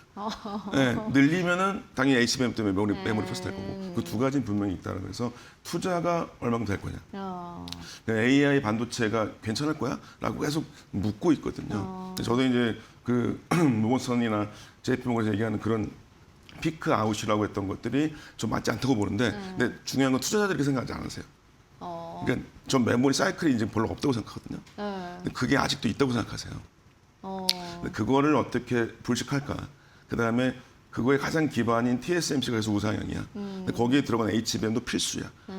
혹시 얘가 안 되더라도 파운드리 영향이 있을 것 같아. 이렇게 보시면 여기 우리나라한테 안 좋게 봤던 것들이 좀 더 그런 우려가 불식되지 않을까라는 얘기할 수 있을 것 같아요. 네, 맞습니다. 그리고 좀 보니까는 이게 이제 외신에서 월스트리트 저널에서 그 얘기를 하더라고요. 주가가 마이크론 테크놀로지가 지금보다 더 안 올라가는 이유는 투자자들이 이미 시장은 답을 알고 있다. 네. 왜냐하면 이거는 사이클 산업이기 때문에 이미 투자자들은 사이클 산업이라고 믿고 있다. 그렇죠. 시장에서는 아무리 이게 이제 사이클이 아니다, 인프라다라고 네, 이야기를 맞아요. 하더라도 사실 투자자들은 그렇게 믿지 않아라고 이야기를 하던데 이게 사실 변하기까지는 지금까지 시장의 반도체가 사이클 산업이었기 때문에 이걸 메모리가 그렇죠. 맞아요. 맞아요. 그렇게 바꾸기가 쉽지는 않을 것 같긴 하거든요. 근데 결국에는 그게 바꿔가는 과정이 있을 테고 네, 맞습니다. 그러면은 지금 시장에서의 전략 어떻게 보십니까? 어제 아까 말씀드렸다시피 7월 달에 7, 8월 달이 대부분의 AI 반도체 그다음에 제조사까지 연결되어 있는 실적을 보시면 좋을 것 같은데 일단은 투자 전략대 다르실 것 같아요. 네. 저같이 이제 펀더멘털로 놔두는 사람 같은 경우는 가만히 있는다. 그다음에 지금 그러니까 근데 변동을 좋아하시는 분은 이제 어떤 면에서 트레이딩을 하기에는 적절할 수도 있습니다. 근데 그거 너무 이제 전업투자 같은 분이 아니 힘들 수 있을 것 같고 저 같은 경우는 물리기 딱 좋죠. 네, 저 같은 경우 저는 웬만하면 다 넣는 사람이라서 어떤 분들 막 그러더라고요. 투자자분들이 아니 현금 갖고 계세요. 지금 다 현금 하나도 없는데 지금 어떻게 하라는 거야? 하시는 분도 있겠지만 그러니까 다들 현금이 없으세요. 없어서 그게 그래요. 문제예요. 맞아요. 근데 빚내면 안 될 것 같고요. 저는 이제 오는 소득이 있으면 킵해 있다가 한 7월 말부터는 넣을 것 같다. 근데 그것도 이제 외국인 수급이라고 하는 게 다 어찌 돌아올지 모르기 때문에 그거는 의사결정의 문제겠지만 일단은 저는 괜찮다고 보고요. 네. 그다음에 7월 말부터는 좀 뭐 들으셔도 괜찮지 않을까라고 저는 그러다 할 것 같습니다. 그러면은 이제 대표님의 뭐 개인적인 걸 궁금하긴 한데 그러면 다 넣으면은 뭐 얼마나 기다려야 될까요? 저희 시청자분들이 아마 그것도 궁금해하실 것 같아요. 그렇죠. 네. 근데 이제 본인의 목표는 저기 있어야 됩니다. 근데 저 같은 경우는 이 피크라고 하는 게 27년 말까지 웨이퍼가 늘어날 일이 없어요. 생산량이. 그러면 프라이스가 떨어질 일이 없어요. 네, 근데 이제 그거를 보통 6개월 선행하시니까 26년 말, 27년 초까지는 저는 내비도 되지 않을까 생각합니다. 그 얼마 안 남았네요. 맞아요. 알겠습니다. 저희 오늘 좀 뭐 많은 이야기들 해보고 왔는데 일단은 반도체 쪽으로는 이번 주에 나오는 TSMC 실적 그리고 뭐 ASML 실적 이 부분 함께 확인해 보시면서 전략 짜보는 게 중요해 보입니다. 네, 지금까지 박준영 대표와 함께 이야기 나눠봤습니다. 말씀 고맙습니다. 감사합니다. 네, 지금 7시 31분 지나가고 있습니다. 오늘 개장 전 알아야 할 시그널들 어떤 것들이 있을까요? 이어서 현아연 캐스터가 정리해드립니다. 네, 개장 전 알아야 할 주요 시그널 저와 함께 살펴보시죠. 지난 금요일에 SK하이닉스가 성공적인 상장을 마쳤습니다. 이로써 미국 시장 내에선 역대 최대 규모의 외국 기업 상장이 진행이 된 건데요. SK하이닉스의 상장에 따른 여러 가지 이야기들 함께 해보도록 하겠습니다. 그렇다면 ADR은 무엇인지부터 살펴봐야 할 텐데요. 이 ADR은 미국 주식 예탁 증서입니다. 외국 기업의 주식을 예탁기관에서 보관을 하고 또 미국 시장의 거래 증서를 발행해서 발행을 진행하는 방식의 상장인데요. SK하이닉스 본주의 10분의 1개의 가치가 ADR 한 개의 가치와 동일하게 진행이 됐습니다. 그렇다면 ADR의 본주에는 또 어떤 영향을 미칠지도 4가지로 정리를 해봤습니다. 먼저 해외 투자자의 유입이 확대가 될 수가 있겠습니다. 기존에는 한국 주식까지 이렇게 사들여야 구입을 할 수 있었던 SK하이닉스였다면 이제는 미국 시장 내에서도 달러로 쉽게 조금 더 거래를 할 수 있게 되었기 때문에 글로벌 투자자들의 유입이 확대가 될 수가 있겠고요. 또 기업 가치 재평가도 기대가 되고 ADR과 본주 가격이 연동이 돼서 이를 통한 차익 거래 수요도 발생할 수 있겠습니다. 이를 통해서 단기 변동성이 현재는 확대가 될 수 있겠다라는 전망도 제시가 되고 있고요. TSMC의 예시도 함께 살펴보시면 좋겠습니다. 본주와 이 주가 연동성을 가져가면서 기업 가치 재평가가 진행이 됐던 경험이 있습니다. 이어서 다음 페이지도 함께 살펴보시죠. 네, 미국 ADR 상장한 국내 기업 8개 종목들 함께 살펴볼 텐데요. 이렇게 통신주들도 있고 한국전력, 금융지주단도 있습니다. 포스코홀딩스 함께 보실 수가 있겠고 SK하이닉스가 149달러에 상장을 했는데 12% 상승한 가격까지 살펴볼 수가 있겠습니다. 기업 가치가 재평가될 수 있는 구간에 들어섰다라는 분석이 나오고 있다는 점도 체크해 보시면 좋겠고요. 이어서 전망도 함께 살펴보도록 하겠습니다. 네, 긍정적인 전망, 부정적인 전망 여러 가지로 제시가 되고 있는데요. 우선 우려 섞인 전망이 있습니다. 현재 계속해서 반도체 피크아웃에 대한 우려가 진행이 되고 있고요. SK하이닉스 ADR 상장 첫날 10일에 사실상 국내와 관련된 지표들이 큰 차이가 없었다라는 점도 주목해 보시면 좋겠습니다. 코스피 200 야간 선물 강보합권 EWI 한국 ETF는 마이너스였고요. 반도체 필라델피아 지수도 소폭 상승했다는 점이 상장에 따른 상승은 일시적인 효과였다라는 이야기도 나오고 있는 상황입니다. 그래서 반도체 전반에 대해서 이 투심이 회복될 수 있을지는 지속적으로 지켜봐야 한다라는 이야기가 있습니다. 이어서 다음 페이지도 함께 살펴보시죠. 네, 부정적인 전망들도 제시가 되고 있는데 BNK 투자증권이 이런 이야기도 했습니다. 반도체 모멘텀이 둔화 중이다 이야기하면서 목표 주가는 185만 원으로 유지를 했다는 점도 체크해 보시면 좋겠습니다. 이어서 다음 페이지도 함께 살펴보시죠. 긍정적인 전망이 이렇게 제시가 되고 있습니다. 대신증권과 KB증권의 이야기가 나오고 있는데요. 대신증권 ADR 발행에 대해서도 긍정적으로 지켜봤고 HBM에 대해서도 초하항의 업황 등을 감안을 하면은 100조 원까지 달성 가능할 것이다라고 이야기를 했습니다. 목표 주가 340에서 390만 원까지 상향 조정하는 모습이었고요. KB증권도 긍정적인 전망 제시하면서 목표 주가 420만 원으로 유지했다는 점 체크해 보시면 좋겠습니다. SK하이닉스에 따른 국내 주식도 함께 살펴보시면 좋겠습니다. 지금까지 시그널 살펴봤습니다. 네, 저희는 다음 주에 더욱더 알찬 정보로 찾아오도록 하겠습니다. 시청해주신 여러분 모두 고맙습니다.